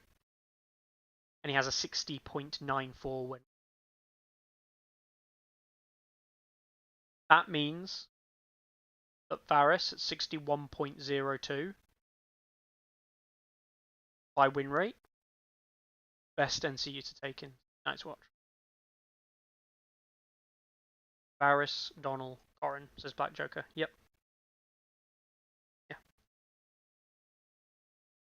Which is crazy. It's crazy, isn't it? Absolutely crazy that is the lineup. You know, not crazy for people who's watching it, but like, Mark wants me to have a look at the Glory Seeker. Yeah, very strong. 58.82% chance winning Lannister. 50. Night's Watch win rate is abysmal. Season 3. It's 67%. Oh, I guess the old Vanguard lists, I guess. Maybe. 54 in Stark at the moment. Targaryen, Glory Seeker's doing very well, interestingly. Oh, tiny number of games, though. Very small games in Greyjoy. And not that many games in Martell. But yeah, Glory Seeker doing pretty well. Yeah. Fun stuff. Oh well. It's been an hour and 45 minutes, guys. Let's finally tackle the last thing we're going to tackle today, right? The biggest announcement, right? Literally the biggest announcement of the weekend, of all things, and we've managed to wait an hour and 45 minutes before we need to talk about it. They have, as of 45 minutes ago, well, 49 minutes ago, at 8 p.m. UK time, they have put an article out about it, which I'm glad they have, because there wasn't an article. They've put an article, so this is hot off the press, 48 minutes old. CMON revisits Westeros in a Song of Ice and Fire tactics. This is a new kickstarted game, almost definitely going to be Kickstarter, let's face it, it's CMON. It's going to be a Kickstarter game coming from CMON around strategic skirmish wargame set in the Song of Ice and Fire universe. And let's read it. CMON is happy to announce Song of Ice and Fire Tactics, a new strategic skirmish wargame set in a richly detailed universe of Song of Ice and Fire crafted by J.R.R. Martin. Cool. In this immersive game, players compete for victory by engaging in tactical skirmishes using iconic characters and terrain tiles of well-known environments that recreate battles and moments from the original story, in addition to creating battles and scenarios of their own. So terrain tiles of well-known environments implies, yeah, hex, counter, grid. We also saw the picture of the massive dragon here, which is later on in the article. This dragon is almost definitely not playable. It is almost definitely maybe not even purchasable. This is big. Like, this is big. Galactus level big, and I think that may be in resin, I don't know. But this is massive. Like, this dragon is massive. I'm a big fan of dragons. In case people don't know, I actually have, like, down here on one of my work shelves, I have things like giant mammoths and is not a dragon but like a demon from a miniatures game that I've from Miss actually, who I've been putting together and having, and I like dragons, and I've got dragons in the things down there. I'm a big fan of dragons, right? Love dragons. Kid loved them, still love them now. This is massive though. This is like untenably large. I wouldn't have anywhere to put this. This wouldn't even go on the top shelf in here, I don't think. So don't think it's playable. It may or may not be the size of a terrain tile given as like a contextual piece, or it's literally just there for show. As Randall says, if this is CMON and if it's a Kickstarter, which it definitely is, that dragon will be in the Kickstarter campaign. Yes, most likely. We'll have a read of that in a minute. So yes, terrain tiles. We'll see what that looks like. This exciting new play experience will parallel a Song of Ice and Fire tabletop miniatures game in retail release tempo, organized play, and marquee event support. This is not a good thing, right? This exciting, let's read that again, exciting new play experience will parallel the game, the current game, in retail release tempo. So it's going to get releases at the same rate, organized play support in the same way, and marquee event support. So they're hoping to make the skirmish game as big as the miniatures game in terms of support. I don't believe that that's true, in the sense of, like, I don't believe the game... I do not believe the two games can run simultaneously and have events running the same level. Like, I think if skirmish is really popular, it will overtake the main game. And that's not to say people will stop playing the main game. Skirmish game will become more popular and the events will be more dominated by the skirmish. Or it won't be, and it will just be side events. And the worrying thing here, as Evil Sponge says, yes, my immediate reaction to this straight away is that we already know that, I'm not going to point any blame right now, I'm not going to blame anyone, I'm not going to be negative Nancy, but, like, in the end of the day, the prize support and the support from the business for events of the miniatures game is not the best unless you are, like, one of these sanctioned events, which is actually really hard to really get confirmed and to get the go-ahead and all this stuff. So, like, them not having consistency with national level events, I've been talking to the Germans and the guys from Belgium, and they've not had responses from CMON at all for their national level events, right? These are friends, not just people I know. They are friends within the community who are running these events, and they can't get CMON on board with their national level events. I'm not saying, like, support every store game, right? Like, this is an issue. We still haven't had the game night kits out that we kind of want for stores to be able to promote the game and run events. We are promised these. These are potentially something that's coming out, but, like, again, it's not happening. So how now having two games to support? I'm not optimistic. I'm sorry, I'm not optimistic. I think they haven't shown. Some nationals they have. They haven't shown to have really strong consistency in that department yet. And I feel that adding more pressure to that department is not going to make it better. I think if we'd had a year of really strong consistency, with really strong communication, really strong links built, very strong, brilliant work in the community, and CMON working in tandem, I think that this would have been a fantastic piece of information. But that doesn't fill me with joy. It mostly fills me like, oh my god, that's bad. Dan says, hey look, a glass with water in it. Song players be like, it's half empty. Yeah, sure. I might be a little bit like that myself. I'm trying not to be. I think it would be great if they gave it support, and I think there's also the option where it will invigorate the support they want to give for the game. Carlo in chat, it's got piss in it more likely. Yeah, it's just true. It probably is just piss rather than water. I don't know. Let's see what people are saying in chat as well. This is where our unit balance went. A new game, yeah. The miniature game is a skirmish game. Yeah, I mean, the fact they already call the game we currently play a skirmish game, and they're calling this a skirmish game, is a bit weird. If they hire more staff, maybe. It doesn't seem like they have the headcount to manage this OP support currently. No, Randall, and why are they going to hire more staff to run a new game? No, that's just not... They try and run it with the current staff they've got.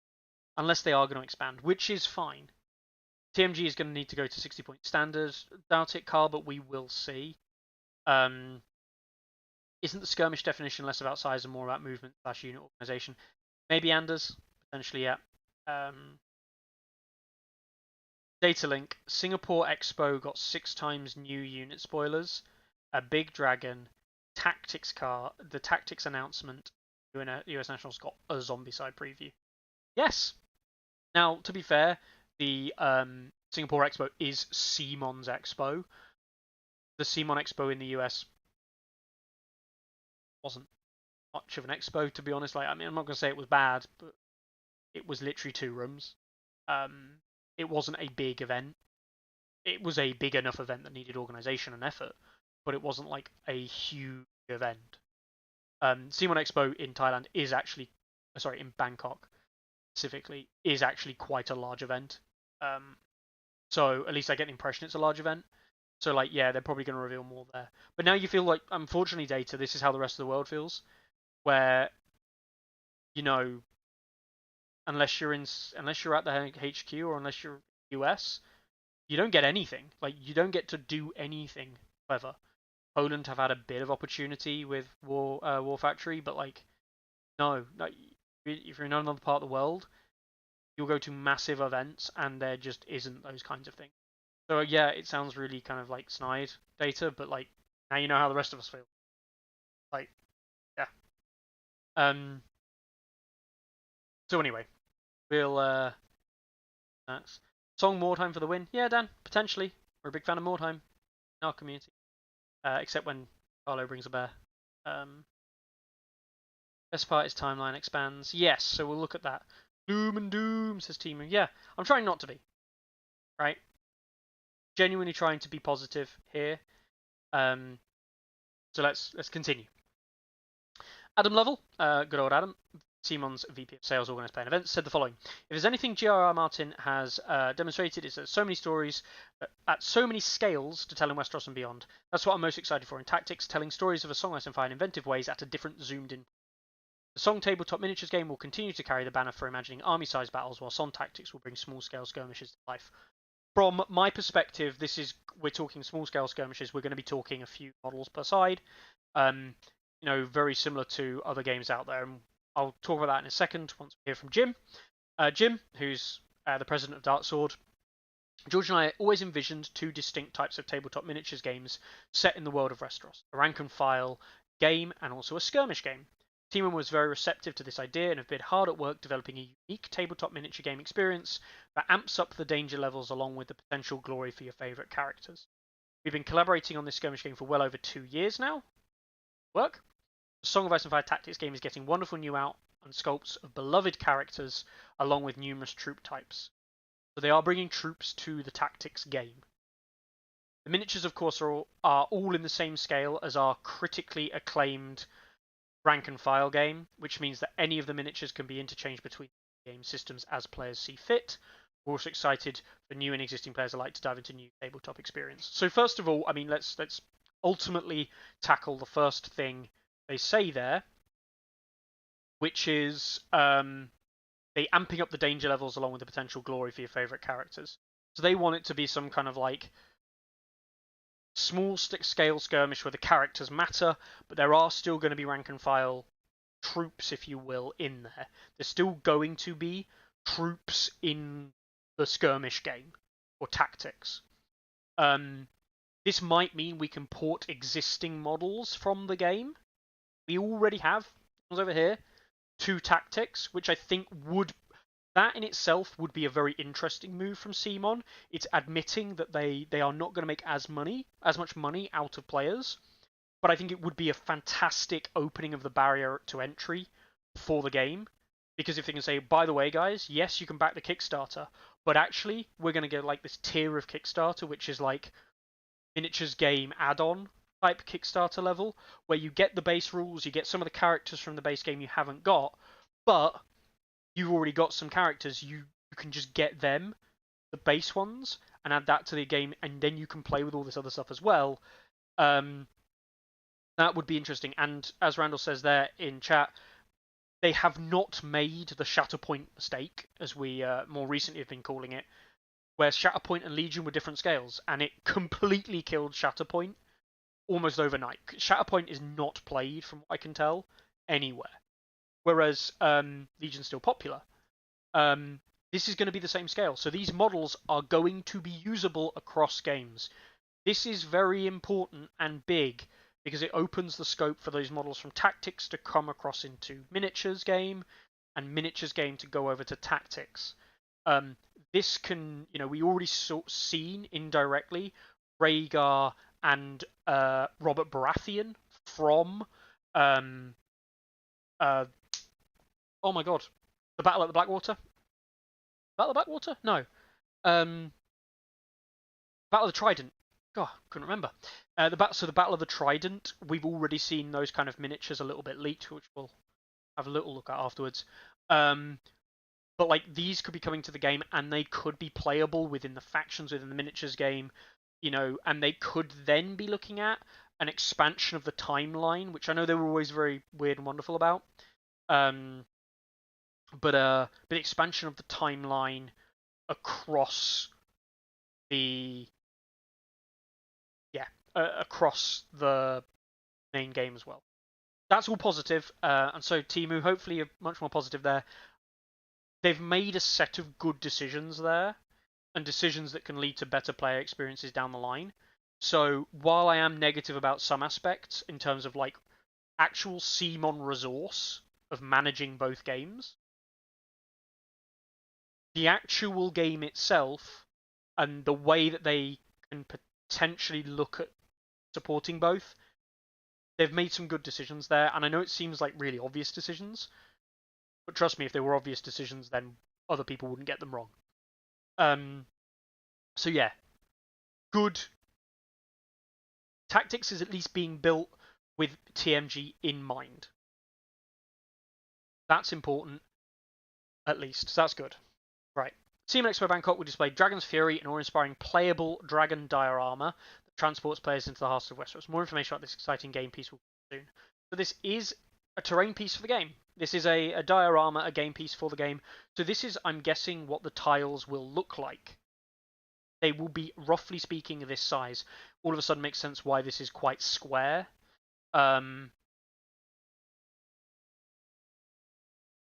very curious what they're going to do with this. Are they going to try and sell us square terrain tiles like this? And if this is a skirmish game, how... I don't quite see if this is a playable terrain piece or something like that, or a diorama piece.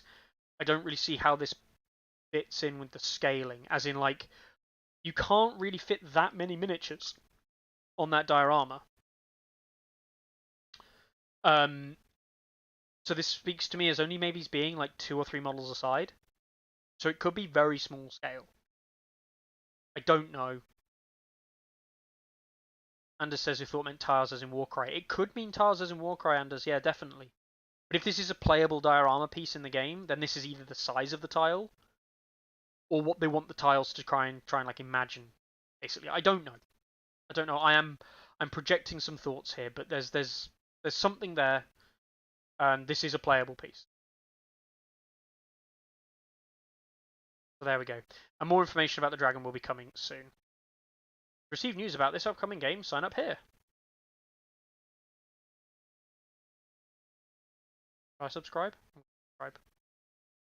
I've already subscribed to the CMON letter.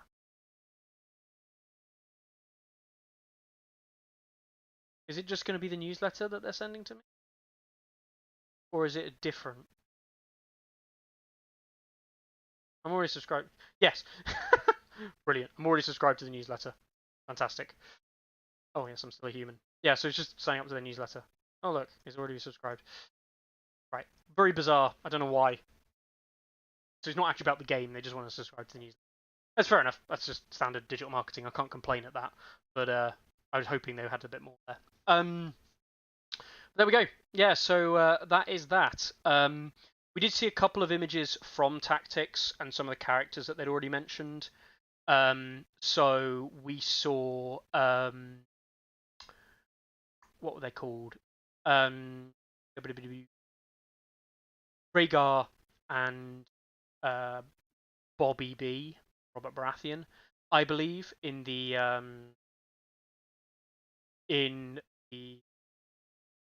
CMON Expo. I'm trying to find the picture. Which are, so here's one of them. Open this one. Apologies for the size, but we can see mounted Robert Baratheon and what looks like to be Rhaegar on foot. So these are kind of like revealed sculpts, if you will, and as you can see here, this was so there was the dragon shown off from the perspective of how it was presented in the slideshow in the kind of like marketing stuff, rather than the actual piece as we see. This won't be the first time people have seen. This is bloody massive, by the way. I would love to own this, by the way, for reference. I'm not a big fan of backing Kickstarters, and I'm certainly not a big fan of backing CMON Kickstarters, unfortunately, with some of the stuff that CMON have had, but this could be amazing. If Tactics characters gets rules in the main game, I feel everyone forget the skirmish game very fast and just use Robert and the rest in their song armies. Yeah, maybe post, but like that's not a terrible thing because at least people are playing the main armies.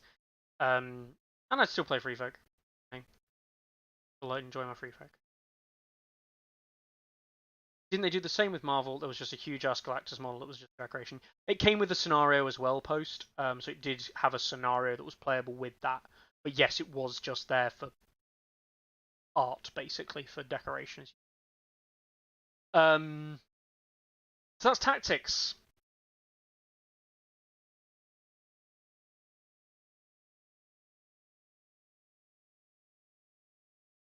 Can that win credit from nationals? That is a good point, Fickle. I had not thought about that. I can use my $1,000 of CMON thingy to back this early.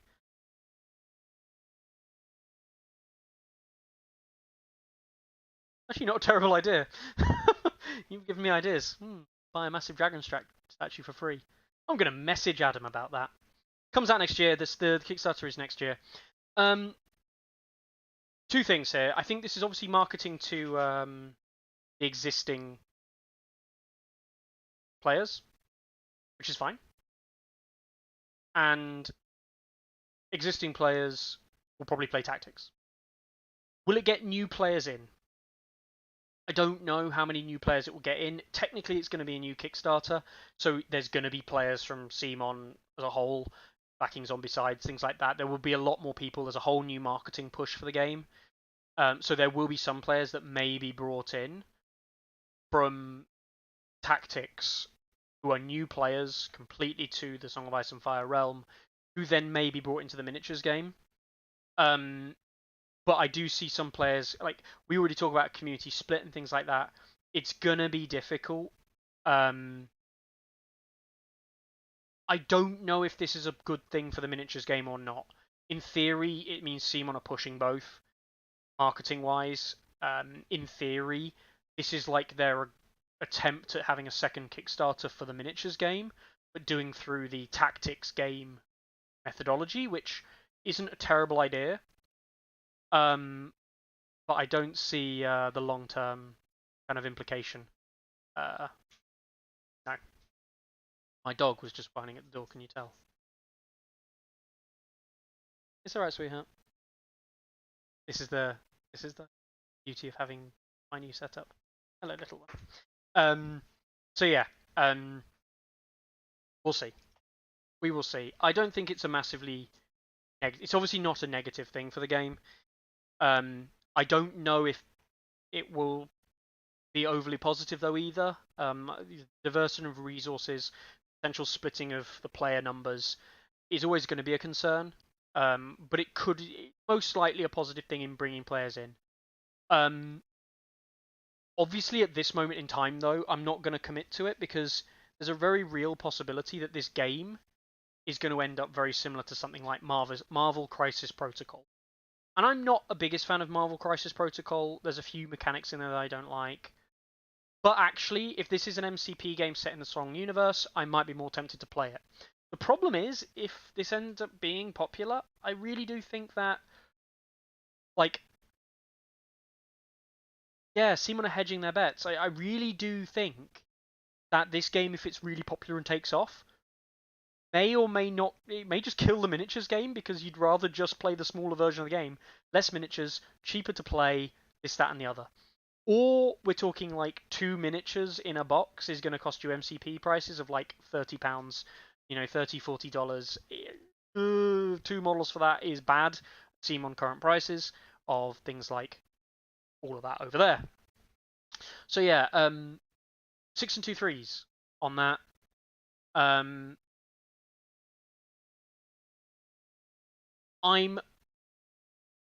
optimistic. I want it to be good, but I'm also me, and I think,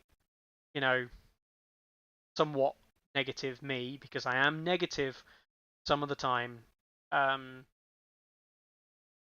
Some of the time, quite a lot of the time, I'm negative because CMON's track record isn't good, right? I'm not trying to say that this game is going to be bad, a bad game. I'm not even going to say that this isn't going to get good support or anything like that. CMON's track record over the last years hasn't been good with Kickstarters. Few issues with some of the delays and shipping prices. Shipping this is going to be a nightmare. That also doesn't, I also have concerns of whether or not the game support is going to take off. Are they going to try and very quickly integrate this into the tournament scene and to events? And if they are they going to then give events more support, stores more support to play it? Is the playing area going to be smaller, allowing stores to, play this more often? The game's going to be so much shorter that it's actually way better to play. Or is this just going to end up like Marvel's Crisis Protocol? Now, MCP is a bit of a weird one because in the UK, MCP isn't that popular when you look at like events and stuff. But MCP is a popular game, a very popular game. But it doesn't seem to be popular like event level. Certainly not in the UK. I haven't seen a lot of MCP events, and that might just be my perception. I'm not heavily into following MCP, but yeah, this could be big. They could make it work, and it could really, really blow up the miniatures game.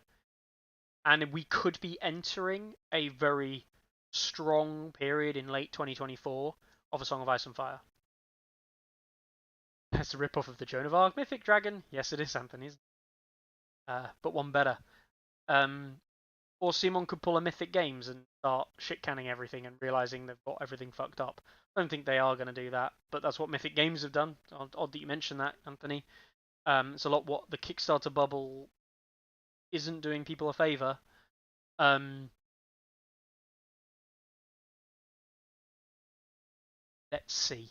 Let's be optimistic. Let's be optimistic. But there really is part of me that says, like, dear God, I hope they do this. Like, like that's actually basically what I'm trying to say is, dear God, don't fuck it up. Because if they fuck it up, it could end up just be like absolutely devastating. If they don't fuck it up and they do it well, then it could be successful. And it could be really successful.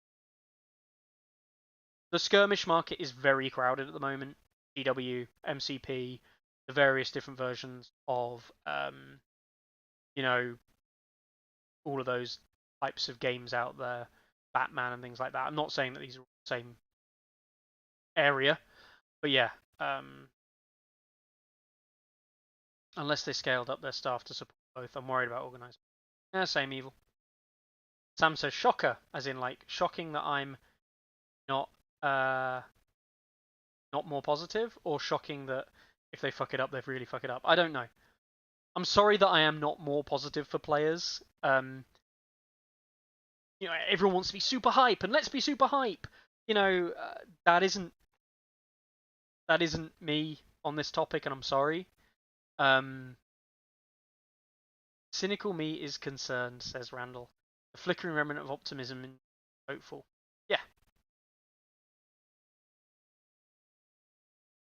Yeah.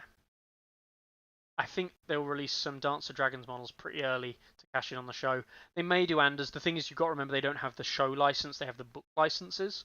So they can try and cash in on the show, but it's not going to work in the same way. It's actually very interesting, of course, that we mentioned that we were surprised they did nothing for the release of House of the Dragon. Like, nothing was mentioned, no House of the Dragon hype whatsoever.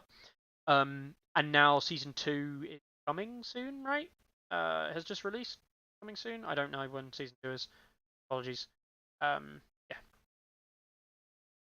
Excited to mount Bobby B and Prince Rhaegar in the collection. Yeah, that'd be nice. Iconic characters from the setting of After All.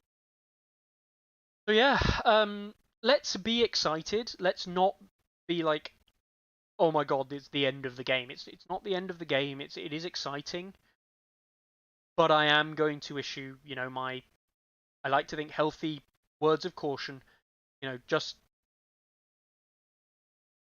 let's hope it goes well, because if it goes well, it's going to be amazing.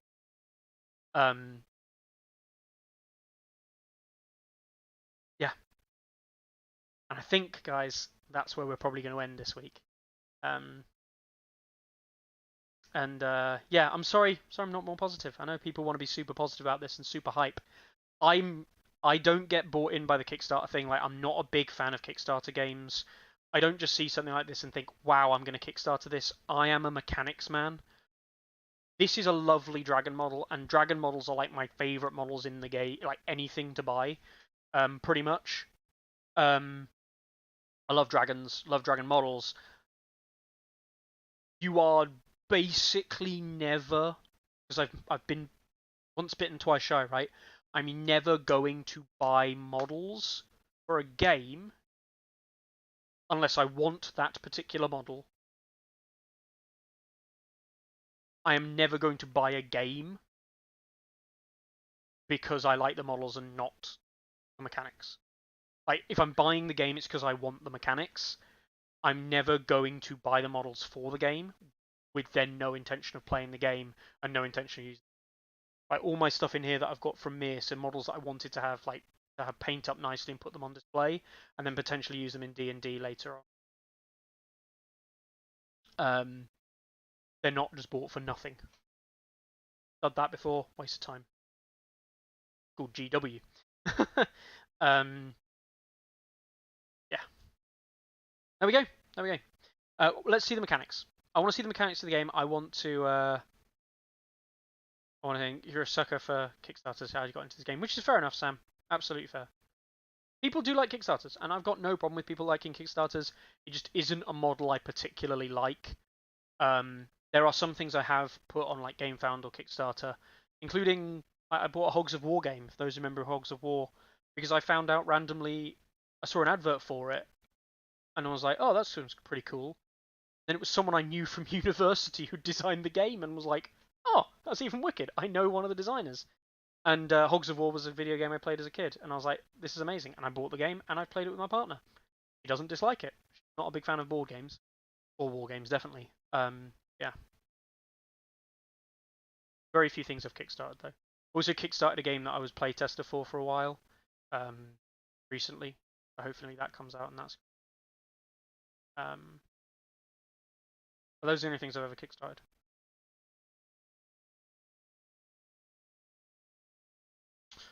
Anthony saying got all the Kickstarter sculpts on eBay for a fraction of the pledge price. Oof, ouch. You're not going to get this on eBay for a fraction of the pledge price, I'll tell you that though. Right, anyway, let's leave it there, guys. Next week, I believe I've got Van visiting to tell us all about his experience of the actual event. Maybe talk about what he's picked up from the event and some of the cool stuff there. And then maybe we get some games in with Giants online. See what my final thoughts on their Giants will be. And then, of course, GCS and the changes to let me know how people... remember when Mickey said he was going to keep this short? I always say that, don't I? And then I get carried away by listening to you guys chat, and hopefully I've been interactive. Hopefully I've been fun to listen. 50 to 60 to 70 people watching at various points today. And yeah, I would go through the events for next week. Should I do that anyway? Because I'm supposed to do that. I'm supposed to. It's my show. I can do what I want. It's my show. I can do what I want to. There's an event in Prospect in South Australia. SA, I don't Prospect SA. I'm not sure of. But in Australia, cool. An event in the Aarhus in Denmark. in Aarhuscon. Cool. An event in Russia this weekend. The Coventry GT this weekend. Just small event, small GT in Coventry. Clash of Lords in Germany this weekend as well in Hamburg. There's a GT in Cuenca in Villar de la Sierra in Spain. An event in Kraken's tournament in Munster, Germany. There's the Lords of War team tournament, which I'll be attending to in Darlington, where we've got 6 teams. Hang on, I'll just remember how many signed up. 1, 2, 3, 4, 5, 6. I think it's 6 teams. 6 teams battling it out in a Lords of War tournament. So 3-round event, I believe, rightly, here in Darlington. Just one day. Loads of people, and then curry afterwards. It's going to be great. And loads of the people in the UK, friends of ours coming up, and people like that. Run by the DMG guys, of course. And really looking forward to that. It's going to be great fun. And it's local for me, so not too far. And I get to go to a curry restaurant that I often go to anyway on nights out, so win. An event in Thionville in France, an event in Caldwell, New Jersey in the US, an event in Florida in Jacksonville, an event in Marrickville, South Wales on the Sunday, an event in Milek in Poland, the Milek Conspiracy, the 3rd one, we've seen 1 and 2 already, a small event in Belgium. An event in Rotterdam, that's the Battle of White Harbour 7, the one we spoke about with Tice briefly last week. And Rumble in the Riverland in Quebec, Canada, in Gatineau specifically. And the TTS Songs event also starts as of next. The Cerberus format tournament will be run in New Berlin, Wisconsin on Saturday 11th. Not on stats because it doesn't support the format, although you can use the site to run the format, but it is a bit more. Yeah. We're going to talk about next week a bit the Cerberus event from Bam Bam's perspective. You know my opinion. I don't like it. But yeah, we'll go on. I don't like change, man. That's what I feel like. Anyway, I hope you all have a lovely evening, a lovely week, and I will see you all next Monday. Enjoy yourselves. I am going to go teach some cookery tomorrow, and don't ask me why. And yeah, enjoy your games. Enjoy your hype. See you next week. Ready? Aim! There's too many! Anyone see my mammoth? Stubby!